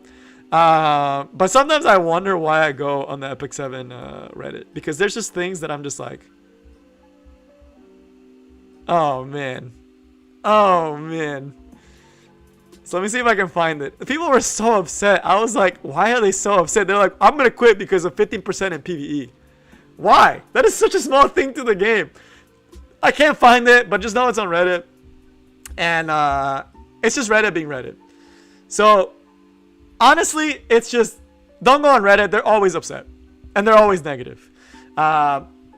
It's just, the thing about it, it's like for PvE, most people that are good versed in PvE, this doesn't really matter. Like Banshee. Okay, I fail one Banshee run every 1 out of 10 Banshee runs I will fail. Okay, that's like 4 minutes of my life. That does nothing to my life. Abyss is a little bit different. Abyss can be very frustrating, I will agree, but it's also such a feels good, right? When you finally beat that stage, it's like catharsis, right? When I get there, I'm just like, man, I finally beat this broken stage. I hate Celine, but that's besides the point. But it's really annoying for Abyss, but it's just like for hunts, why do we even care? You're already just autoing it. Why do you care if you lose one Wyvern run? It really does not matter. The only one is Abyss, which is really frustrating, is Abyss. But it's so satisfying when you beat that hard Abyss boss and you like have to account for it, and it just makes it feel good, right? It makes you feel good when you clear that Abyss stage. I'm sure I will feel that way when I finally beat this freaking annoying unit that is forcing me to build Curious. But that's besides the point. I hate Abyss 102. I've been stuck there since it came out. It makes me so upset. It's a little bit more than 1 out of 10, yeah. And it's probably more like 2 out of 10 because of the dual attacks. But yeah, I hate that one. But okay, that aside, they're not removing it. It's whatever. It doesn't really affect me. I don't really care about it too much. I'm not a PvE. I don't play Epic 7 for the PvE content. Let's be honest. I don't play Epic 7 for the PvE content. Right? I just don't see it. And for Wyvern, you can use Chloe if you really care about 15% that much for Wyvern. Alright. This one, they already kind of talked about. Operation side improvement. It's like probably they're just trying to do it more. The new guild content is really cool. Guild facilitation. What's a guild facilitation? How are they gonna do this? Right now, people just use Discord. So I wonder what they're gonna do with this. No way! Wait! I just saw this. Wait, that's huge! Yo! Wait, this is huge. Wait, this is actually huge, man. I just realized that. Guilds can use 30 members now. That's huge. This is so big. That means I can open up an extra slot in the guild. That's nice. And this is huge. I didn't even read this. This was like literally like under my nose. Wow. This is my first time reading this patch notes. I watched the stream, but I didn't read this patch notes. Or like the future patch notes. And sorry, unknown character. I know I rip on PvE players a lot. I love PvE players. I'm gonna be honest with y'all. I look up PvE guides. Why is it so big? It changes a lot of dynamics, Race. Because the thing about it is 2 extra players doing guild wars. That makes it so you have 2 extra players that can attack. That also makes it so you get 2 new members, essentially, and everyone can participate. There's no rotation. I know some guilds do rotation. It's pretty big. You think it's small? It's guild wars things, guys. For me as a guild leader, it's a big deal, right? Because I have someone that's actually on that extra slot, and I have someone else that wanted to join, right? It's pretty big for me. It's pretty big to me, right? To non like people that don't really care about guild wars or like don't manage a guild, it doesn't really matter. It doesn't affect you. Catalyst, I mean, they already kind of talked about this. This is like, I really want to see if they show us. I kind of wonder. I wonder if they don't want to reveal this because it's like skewed. For this one, equipment enhancement. I always knew equipment enhancement is random. It just feels like it's not random. But I always knew this one was random. But this one, the drop rates for equipment catalyst, I think low key they have some skew. Because I swear I get Katie's Hunt gems all the time. And World Boss drops so much garbage. So that's this one. It sucks that the IP that they have to do it.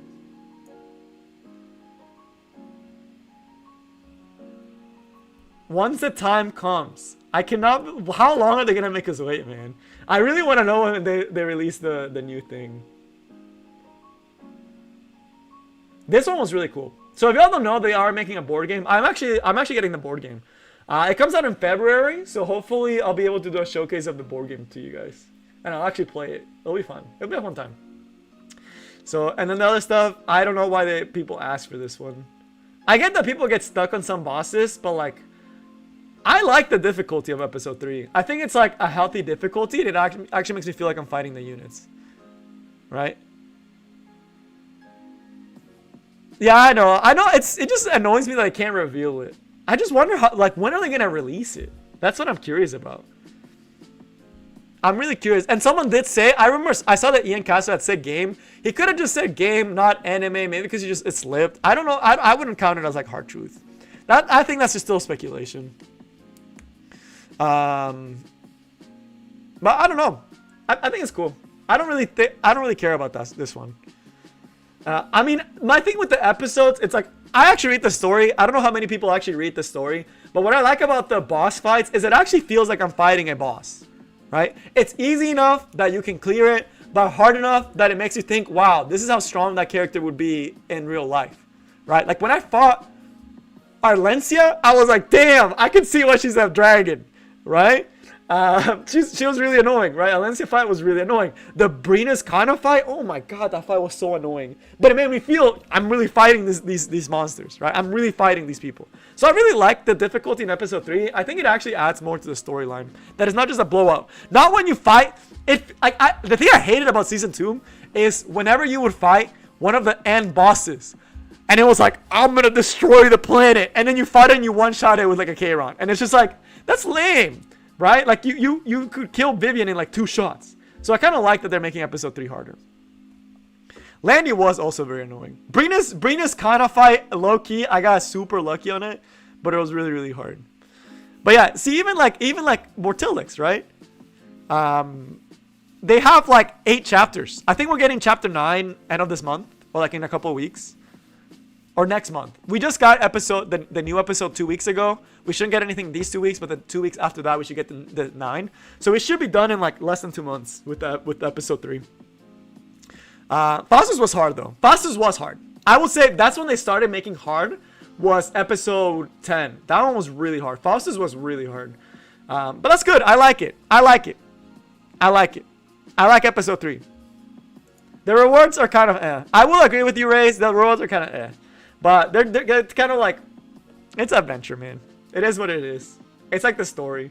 So the plans for the Guardians, I am very happy that they are going to... This is something that I'm really curious about. This is true. You know, you guys know this has been there forever. Yeah, let me see if I can find it. Let me see if I can find this real quick. For the Guardians. If I actually go to I think it's in the journal. Or do they not? They don't even have a journal.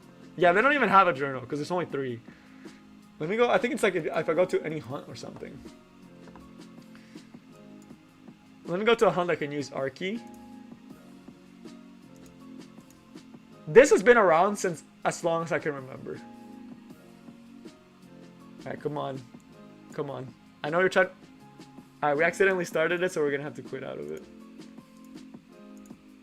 I hate this, man. Sometimes I wish they made some of the loading screens faster. We're only gonna click it once, and we're gonna move over here, so we don't click it again by accident.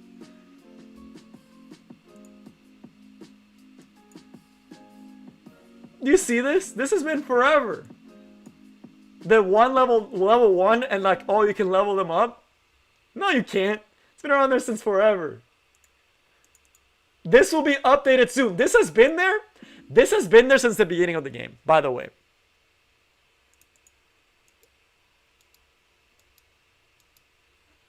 Not on 64-bit. I don't have the proper settings for it. But this has been there since the beginning of the game. Right? So, yeah. Updated soon. Only took them about 3 years. No big deal. You know, it's not like I've been waiting for it since I started playing this game. No big deal. Original Epic 7 players remember. But I really do wonder what they're going to do with it. How they're going to make us want to use more Guardians. Can y'all imagine Guardians in PvP? Not going to lie, I think that'd be really cool. Guardians in PvP sounds really cool. That'd be really interesting. Would that be broken? Would that be too broken if you could have like guardians in PvP? But like nerfed guardians? But like you could choose a guardian for your team and like it provides a buff or something? I think it'd be unique. Is it just me? Maybe that's something that it's a little out of take, but I think it'd be cool. Like a nerfed version of the guardians where like they could provide certain effects to your party, or kind of like a one-use skill. What if it's a no? I'm just saying. What if it's a one-use skill? Like instead of, because they're saying they're updating them. Enhance guardians in a way that we wish. I'm saying like if they made it kind of like a pet, like you could pick your guardian. No, bro, I'm not saying use Arky. I'm saying like if they gave you some effect, not like you could use an AOE attack with Arky, but maybe like once per fight, and it's not like that crazy, and it's very small. It's not like game changing. It's something that's like super small. Like I don't know, man. Like start the fight with the, actually that would be too broken. Starting the fight with the bear would probably be used everywhere. I don't know. I think it'd be cool. I think it'd be fun. I think it spice things up in PvP. Maybe I'm being too crazy.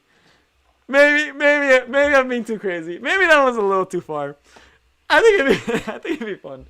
But I don't know. I just want more stuff for PvP. So as far as updates, that is going to be it for update content. We still have to talk about the tournament, which was super hype, and I actually stayed up to watch all of it.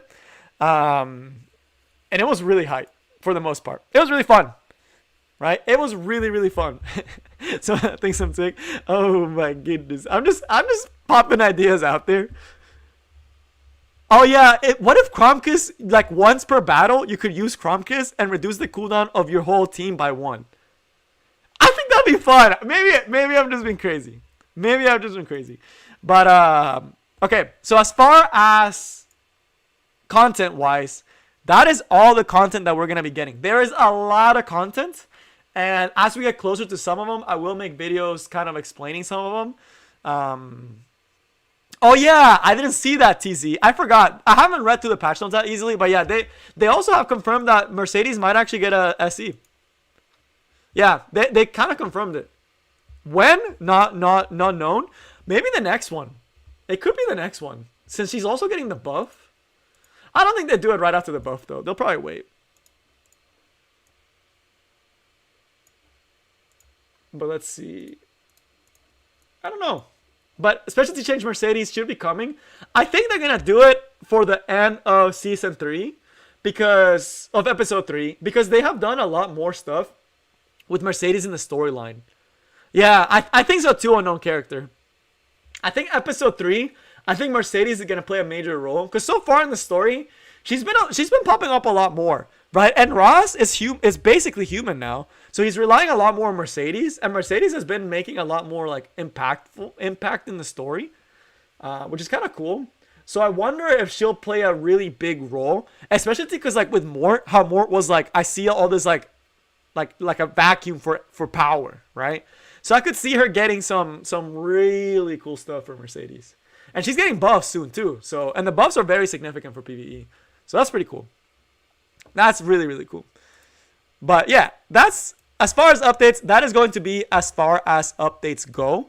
So now as far as the tournaments, I don't know how to best do this, but I don't know if you guys want to, for the tournament, right? There's some units that I'm seeing. So this is going to be more of an RTA chat combined with this one. But if y'all don't know, the Epic 7 World Cup is going on right now. And it's been pretty dope. Not going to lie. Hey, we're almost there, dude. Oh, we're so close to the ML summon. We are so close to the ML summon. Man. I have to do my max prediction. But alright. I guess it's a good way to showcase is whoever made the finals, right? So, kind of breaking it down. As far as some of the things on the tournament. There were some things that I thought were really cool and make me really excited for 2 pre-bans in the future. I really do think we should get 2 pre-bans in RTA. Because the meta was actually really diverse. And what I really like to see is the MVPs of the Epic 7 World Cup were not the MLs. It was the RGB heroes. One of the biggest units that had close to 100% win rate, if not 100% win rate, was Diane. Or Diane, however you call her. Diane. It's Diane, right? But Deanne was popping off so hard, dude. It was something that, like, watching her in the tournament, she looked disgusting. She had almost 100% win rate. And what they were doing is they would ban Basar and they would ban Landy, right? Because Landy and Basar are banned, so her two biggest counters were gone, right? So the fact that her two biggest counters were gone made Deanne disgustingly powerful. And then if you got the Stene and the Landy, then you have a Landy that has a bunch of stuff. And they were running a very cool build on Deanne. They were running a build that was all speed build. It was an all speed Deanne build. And it abused the fact that Deanne just generates so much souls. And it abused the fact that people don't pick that many DPS. People don't like to bring DPSs right now, right? Because they don't want to lose. They don't want to bring too many DPSs because DPSs can die easily and you just get walled out. So because of that, Deanne being able to sustain, being able to provide buffs, being able to be super fast and generate souls made her a massive threat. She legit, like, she almost had a 100% win rate. She looked like super OP. Landy was disgustingly good. Spectre Tenebria almost had a 100% ban rate. Same with Basar.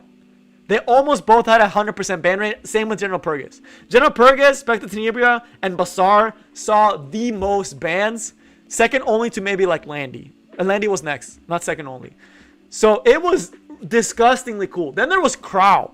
Crow was just popping off, dude. It was just so good. And then LQC was the one ML that was really doing really good. But for the most part, it was all RGBs. It was like the RGBs were the ones carrying. The MLs were just rounding out some of the slots, right? That's how it felt like, at least. Like, the ML heroes were just rounding out the weaknesses that ML heroes have.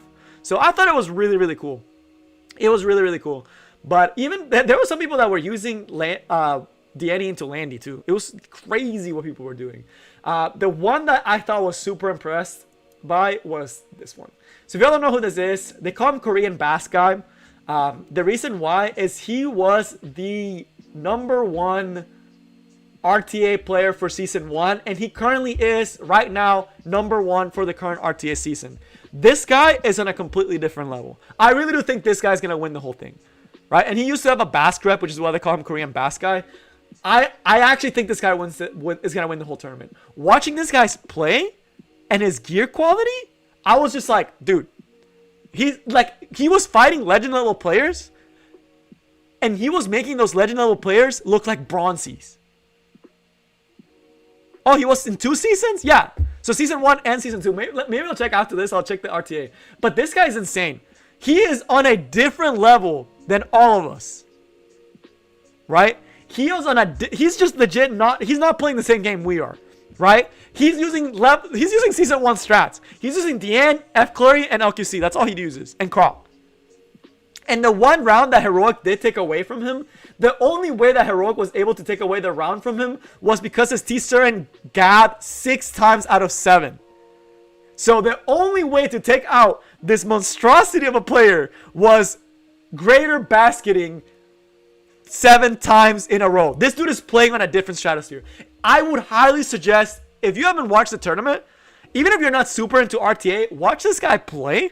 And you will eat your words when you say MLs are everything. Because he literally, the only ML he uses is LQC. Everything else was Pioneer Clury, Ross, Deanne, Crawl, F Clury, right? So this guy's just on a different level, dude. It's just on a different stratosphere of, like, I don't even know how this guy does it. And his gear is just ridiculous. I didn't watch this guy's fights. Takagi, he really luck-sacked a lot. He luck-sacked a lot. Like, not gonna lie, he luck-sacked a lot. So, I don't know if he's gonna keep going. I doubt he is, unless he keeps getting really good EU luck. EU had really good luck. Right? But I'm gonna give it to Heroic. Heroic showed up. I like EU. I like EU for this one, so I'm gonna vote for Heroic on this one. But Korean Bass Guy was really good. Heroic had a really good match. But Korean Bass Guy, he's just playing on a different game than we are, dude. He's legit playing on a different game than we are. But the Epic 7 World Cup, watching it, dude, some people looked like they were boosted. Not gonna lie, I don't want to rip on some of these players because they're clearly better than me, right? But kind of watching it, you know, I kind of watched it, and some of them were playing kind of boosted. Some of them kind of boosted. There was one match where I think someone was fighting one of these two in the losers bracket. He picked Fairy Tale Tenebrium. So let me see if I can find the draft, because I need to find this match. I need to find this match because I saw it and I was like, this guy's boosted. Check the PayPal. There's no way this guy would do this. So let me try to find it. Because this match, I remember watching this match and I was just like, are you serious? I was in shock, right? I was like, there's no way this guy could do this. He's a legend level player. There's no way you make this careless of an error. Literally, Otto would have done a better job than what he did that one time. But let me see if I can find it. Group A and B recap. I don't know if they've posted the Group B and C recap. I hope they do. Let me see if I can find it. The stream, because I need to watch this again, dude. I just cannot believe some of the stuff I saw.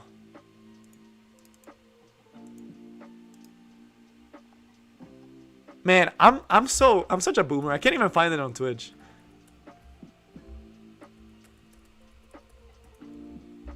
There we go. I found it. I forgot they put all their names together. All right, let me see if I can find it. Yeah, okay, here it is. I found it. I'm not super boosted. All right, let me see if I can find this match, because I just watched this match and I was like, dude, how do you mess up this bad?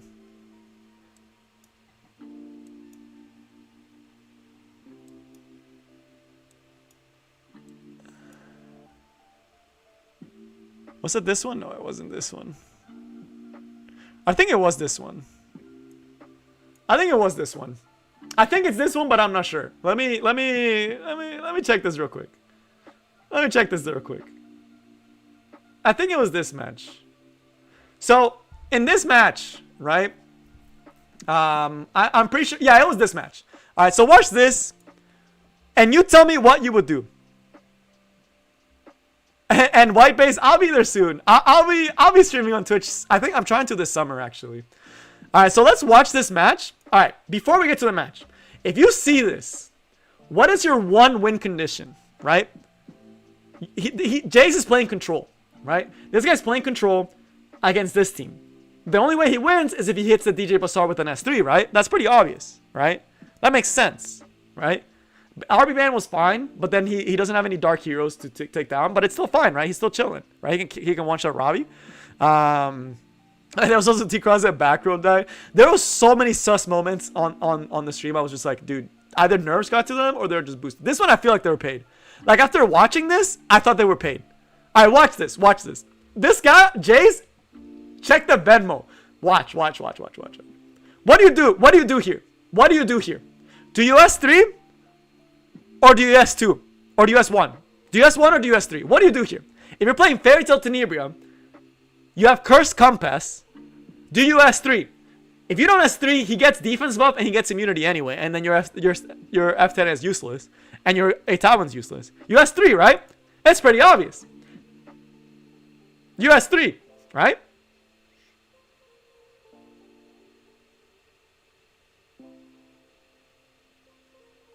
Even the auto would S3, right?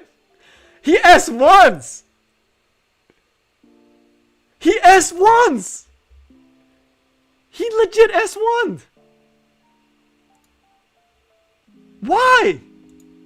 Why? How do you... Why? You should have just let it go on auto! It doesn't matter about DJ Bazaar, because if you don't do it, they get defense buff and immunity. It's useless anyway. The timer was up! He could legit not have touched anything. And the AI would have done a better play. No. Rogran, if it was bad connection, it would use S3. The only thing I can think about is he fat fingered and didn't click the S1 and click Last Harder Crawl instead. Like, why? Your only chance at winning is to hit this. And also, why not even ban the DJ Bazaar? Mistap. Yeah, I don't know. It's just, I watched this and I was just like, he must have fat fingered it, dude. Like, mad fat finger. Because he took his whole 15 seconds. If it was something that timed out, F10 it would have done S3. That's the thing. He legit... Oh, man. Oh, man. Oh, man. But there's no reason for you to hold it. Even for DJ Bazaar, it's like, if you don't hit DJ Bazaar, you already lose, right? You lose regardless. Right? It had to be a misclick. That's the only thing. I hope it's a misclick and not that he was thinking, oh, maybe I'll hold it for DJ Bazaar. Because now what he let him do is because he didn't make DJ Bazaar use his S3, the DJ Bazaar can legit just chill, right? He gets to keep the damage mitigation, right? He gets to heal. The last Rider Crawl got to S3, so he took a bunch of damage for no reason, right? There just doesn't make any sense. It just doesn't make any sense. But I don't know, man. It's just, and the thing about it, I know this is a really bad example. And she also has Compass, which you would like. The only thing I can think about is he fat fingered it. I don't know if he'll make a statement or something. I don't even know if he's like any social media. But I want to know what happened because. But the thing about it is like there was a lot of situations like this in the tournament. There was a lot of plays and bans that just made you scratch your head. And some of the drafts looked so weak, dude. And Jeff, there's no auto in RTA, and there's no auto. In RTA, it will always do your S3. No matter what. It will always do your S3. Unless he fat fingered it. I don't know. But there was so many drafts that I would just watch the drafts and I'm like, what were they planning? What was their game plan? Right? Like I was like this guy with Elena? This one made zero sense to me. Let me see if I can scroll back to the drafting portion. All right, so right now you have a Bazaar that's there, right? You have to have a way to deal with that Bazaar, right? The Rylet is a really weird pick here because why would you pick Rylet into Last Rider Crawl and Crawl? This is not the greatest pick in the world, but maybe just like whatever. I'll just YOLO, you know, or maybe it was for the Robbie, right? Kind of predicting the Robbie pick. I could see that one. I could have seen him predicting the Robbie stage. And look at this. T. Surin. You're picking T. Surin into a Rylet. That's a little weird, but okay. Not what I would have picked, right? Because he has a lot of grass. A Robbie pick would have been amazing here. Something to deny the Bazaar would have been really good as well. Your own Briar Witch would just absolutely dumpster this team. It would be a force ban, right? And what does he pick as his last option? Elena. And it's like, why Elena? There is a Bazaar there. Why Elena? Maybe he has a plan for it, right? Whatever. Let's say he has a plan for Elena. And then there's the Rowana, right? So this put him in such a bad situation. This put him in such a bad situation because now if you're Nemus, do you ban the Rowana or the Bazaar? Clearly you have to ban Bazaar. That is your only way you win this game is Bazaar because if he uses Bazaar S3, 90% of your team is useless. Right? So you have to ban Bazaar at this point, even though he picked Rowana. So he drafted himself into a corner because he already had a unit that hard counters Elena. He literally picked a unit that is already getting hard countered, and then there's another unit that hard counters another unit on the board, as well as having C-set into three Earth heroes, right? You're already kind of screwed. But what does he do? He decides he only wants one useful hero. And he actually is going to be banning the Rowana instead of the Bazaar. So instead of just taking the C-side, like whatever, the C-side's useless pick, and maybe going for a big brain forehead play and banning the Bazaar, he decides to ban the Rowana and his C-side gets banned. So he basically wasted the thing.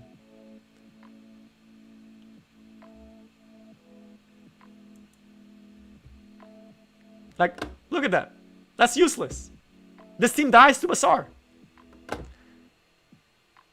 It's just, I imagine it was nerves.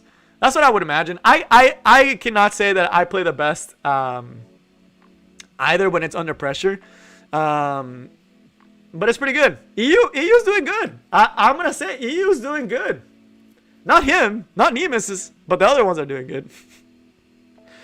But I don't know, it's just, you see a lot of missed drafts. You see a lot of like weak drafts. There was a lot of weak drafts.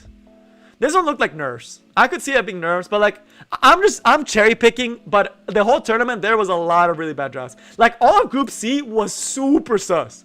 I was watching Group C, and I was like, why?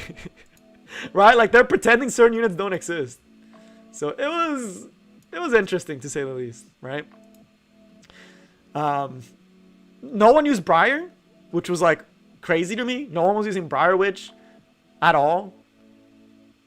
But, I don't know. Maybe a lot of people were nervous, but then there's Korean Bass, dude. And I'm going to tell you right now, if you haven't watched this guy in action, watch this guy, bro. This guy is different, bro. This guy, if you haven't watched this guy, you need to watch this guy play. He plays such a basic draft. Like the most cookie cutter drafts on this planet. And it's amazing. Right?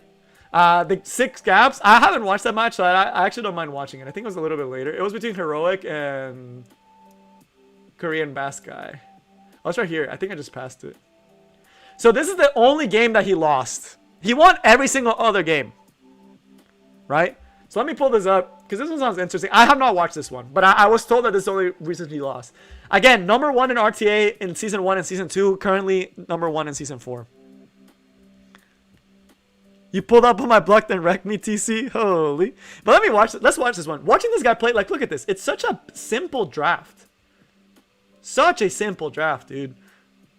Oh, it wasn't this one. This one, oh, it was the one before it, I think. Yeah, it was this one. Or this is the same one that we were looking at. Was it the same one we were looking at? Or was the Heroic and... I think they fought again at the end. Wait, I think they fought again later on. I think Heroic... Yeah, I think they had a rematch. I think it was in the rematch portion. Okay, yeah, it was in the rematch portion.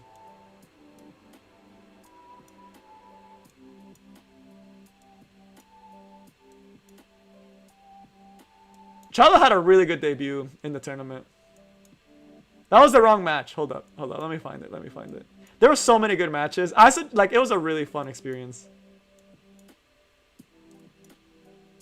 Oh, wait. No, it was the one before this one.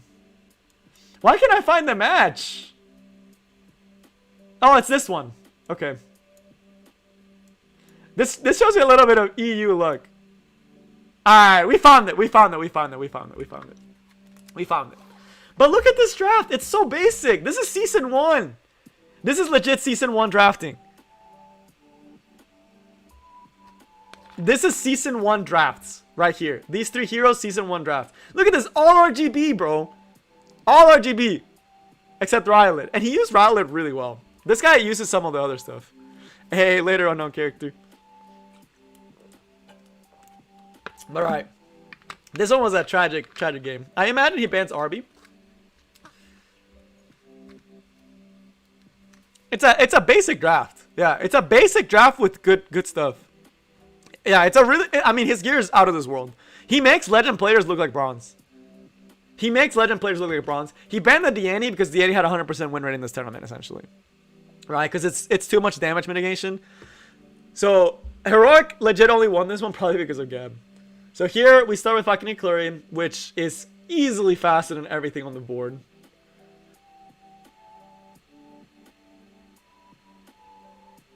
Opens with S3. I mean, looking at the draft, I would say that right side looks a lot better. Because he doesn't really have a way to deal with the Rylot. And doesn't have a real way to deal with the Robbie, right? This should go to the right side. In terms of draft, right side drafted a lot better. He has the crowd to take out the tanky units, like the Ruel. He has the Robbie to sustain and kill. And he has the Rylot to take out units straight out of the bat, right? So he does land his debuffs. And he's going to get to S2 here. I don't think he S3s the Ruel here. Yeah, he just S1s her. That was kind of a misplay. That was a big misplay on his part. Because now he's letting him S2 the Tempest Turn here. That was a big misplay on Korean Basu's guy. I just saw that. I haven't watched this match. But watching this, I think it was a big misplay there. He should have gone for Last Rider Crawl, but he didn't matter. So gap number 1, right? So first time gets greater basket. Does a lot of damage from fucking Clary. Alright, so that's gap number 1. Let's see if he gets more later on. Stunned the Ravi too, which was like... It's a 50% chance, but it still landed on the Ravi. So he's going for Last Rider Crawl now. General Purgus will get to S1.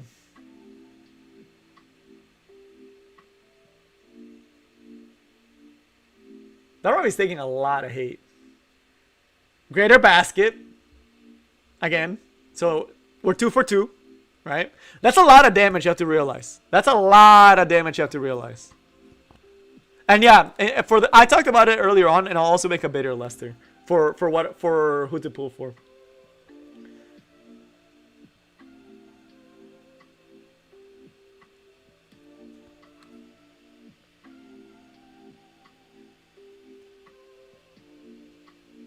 It is, yeah, 4K is a lot on a fucking Clary with defense buff. Without Gab, it'd only do like 1,000.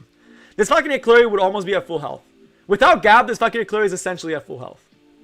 That's a big dual attack, right? That's a really big dual attack right there. Because you duel into the Ruel, and then you put her in range for Crawl to kill. Really weird play there, because he already loses the Ruel here. He gets another big dual attack, so it's balanced, right? So we're getting balanced. It's balanced so far in terms of RNG, except for the gabbing. It's so dominant. I cannot believe he loses this match. I really cannot believe he loses this match. He's playing it really well. He's only made like 1 misplay. Yeah, he should have rolled S3. That was a big misplay on Heroic's part. Gab, 3 for 3, right? He is 3 for 3 right now with Gab, right? Doesn't hit Rylet, but gets a huge chunk of damage. And the Rylet goes on the G perk, which is probably the one he doesn't want to go on. He probably wanted to go on the T-Cern to put her in kill range, or to go for a Last Rider Crawl to get rid of him quicker. But it does a ton of damage. Right? So Falcon Clary still hanging on. Still barely surviving. Right? Still hanging on by a thread. Crits through anti-crit. Right? So he crit through anti-crit there.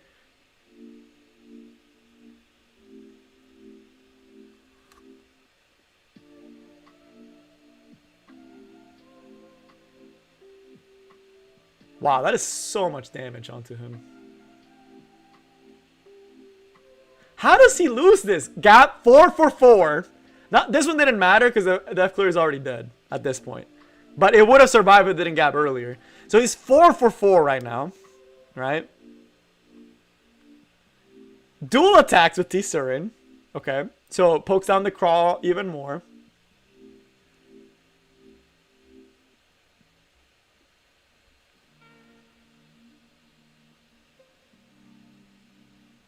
This is the one time I don't think he gets gap. So he doesn't gap this time, but it's still enough to kill here. Ravi S3, I think it doesn't kill the Last Rider Crawl. Oh, it does kill the Last Rider Crawl. Wow, this guy really knows his units. Gab. Another one. Right? Damn, that's a really good T-Cern. Holy crap. Gab. And probably hits, right? Yep, and it hits. Oh my god, dude. That is so painful. Oh, man. I am sad I had to watch that. I am sad I had to watch this. So he only missed a single gap the whole game.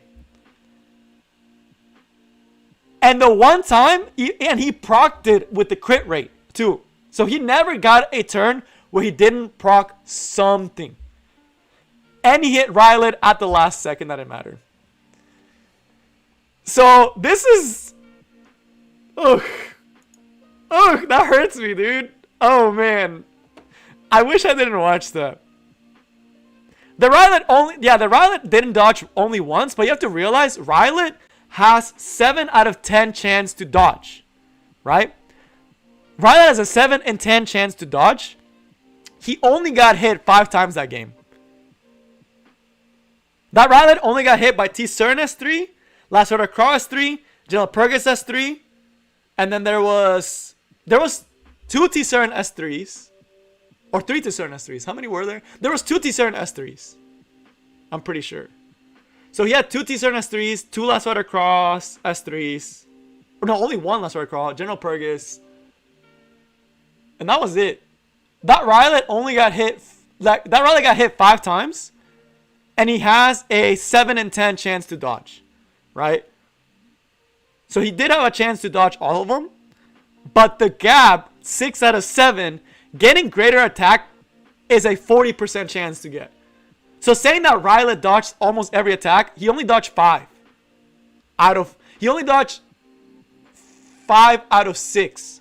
So it's basically within ratio. T-Cern did 6 out of 7. So, and I should put the Gab Dab emoji, but holy, that was just Gab, dude. That was just Gab being Gab. So, T-Cern, Greater Basket, T-Cern is amazing. But yeah, I mean, there's a lot of really fun ones, right? So you guys saw that there's a lot of really fun matches. So I highly, highly suggest that you go ahead and like watch some of it, right? It was, so far it's been, I thoroughly enjoyed watching all of this. I thought they were all really, really good, right? There was no game that I thought was a bad game for the most part. There was only like 1 or 2 snooze fest ones where one guy literally did not pick a single DPS and he lost every single time he did that, and he kept doing it, and he went all the way to like Frenzy 7, and I thought it was so terrible. I was like, why am I sitting in this matchup? Why am I watching this? But that was only once, and I watched all of Group D, or I watched like 90%. I watched 50-50 of each group.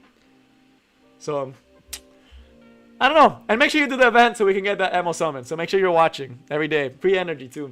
But yeah, it was a good time. I think that overall, I really am. I gotta give it to Smogate. Give Smogate credit where credit is due.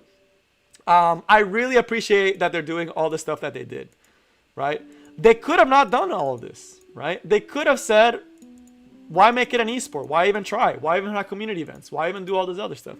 And yeah, I know the quiz was frustrating. I was not able to do the quiz. I was one of the people that was stuck on the quiz. But overall, everything was really good. It was a good event. It was really good community. They did not have to do any of this. And they did a lot better this time for a lot of the events. And the quiz, there was another quiz one, yeah.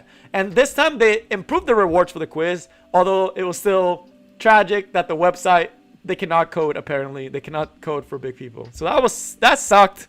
I wasn't able to do it, but the people that were pretty happy with it. So, yeah, they're at a loss probably for this tournament. They're probably losing money from this. And I thought it was a really, really well, like overall, everything is really, really exciting. I wish this was live, like in person. I would probably have gone to one of these events in person. So if they ever do this in person, I will 100% be there. Even if I'm not participating in this, I will probably come to an Epic 7 event. It was really fun. I mean, it was a really good experience. Watch parties were fun. We watched it in the Discord. It was like me and like 7 other people were just watching the fights live and just being like shaking our heads. It was a good time. I had fun. So it was a really good experience. Some of the key takeaways, man, it's so annoying because now everyone's using this unit in ladder. It is so annoying. I've always thought this unit was broken, and now people are finally catching on. Crawl, dude, everyone is using Crawl right now. It is so frustrating because he had such a good showing in the World Cup. People are starting to be like, huh, you know, Crawl is pretty good, right? Crawl is pretty broken. So a lot of people are starting to pick Crawl now, even first pick. And he is a really good unit. He's probably one of the best RGB units in the game, if not one of the best units in the game in general. And he's been around for ages, right? So right now, I can just say, if you have a Crawl, you really want to get a Crawl if you can. Or if you have your Crawl, build it. There's no reason for you not to build him. He's an amazing tank, even for PvE content, right? Another units that were almost permaban because of how strong they are. Bazaar was almost always permaban because of how strong he really is. Landy was banned a lot or let through a lot and usually would carry the fight with the S3. Especially if a Bazaar was banned, there was little ways to reach her. She would just rip the team apart with this S3. And it was way too much damage for the opponent to keep up. She was really big. Spectre Tenebria, the reason why I say Spectre Tenebria is broken, this unit had a 100% ban or pick rate. This Stene had a 100% ban or pick rate essentially, right? So this is just a ridiculous unit. She's absolutely broken. It's the reason why I say you should consider her as well as ARBY and not just automatically think ARBY, because Estene might actually fit your playstyle better. I'm personally having trouble fitting ARBY into my drafts, right? Because I'm not a aggressive player. I like to play Bruiser, right? And I don't have a Degen ARBY gear right now. So do consider Spectre Tenebria, even though she is very hard. If you're an early game player, just pick ARBY though. She's a very hard unit to build, but I mean 100% pick or ban rate essentially. That's how good she is, right? No one wants to deal with her because there's so much support for her. She's way too oppressive, right? So I don't know when she'll be back, but last time she was here was over a year ago, so potentially next year. I mean, there's still a lot of units that need to get their reruns, right? And she's already gotten a rerun, so not for a long time. Oh no, she hasn't gotten a rerun. She's only run once. So she could get a rerun anytime. I don't know what Smilegate run schedule is, but she was popping off. I mean, 100% banner pick rate. Deanne had an amazing showing, and it shows how certain units really do keep others down. Because in regular drafting, like in regular RTA, you don't see Deanne that often. The reason why I don't see Deanne that often in regular RTA is because there's no double ban, right? Which means a lot of heroes like Basar and Briarwitch get to make it into the team. So that's one of the reasons she doesn't see as much play. She's also a lot slower and doesn't do as much. Same thing with Ruel. You typically don't see Ruel as much as you did in the event because Ruel is a very defensive pick, and it's not always great in RTA in the right situations.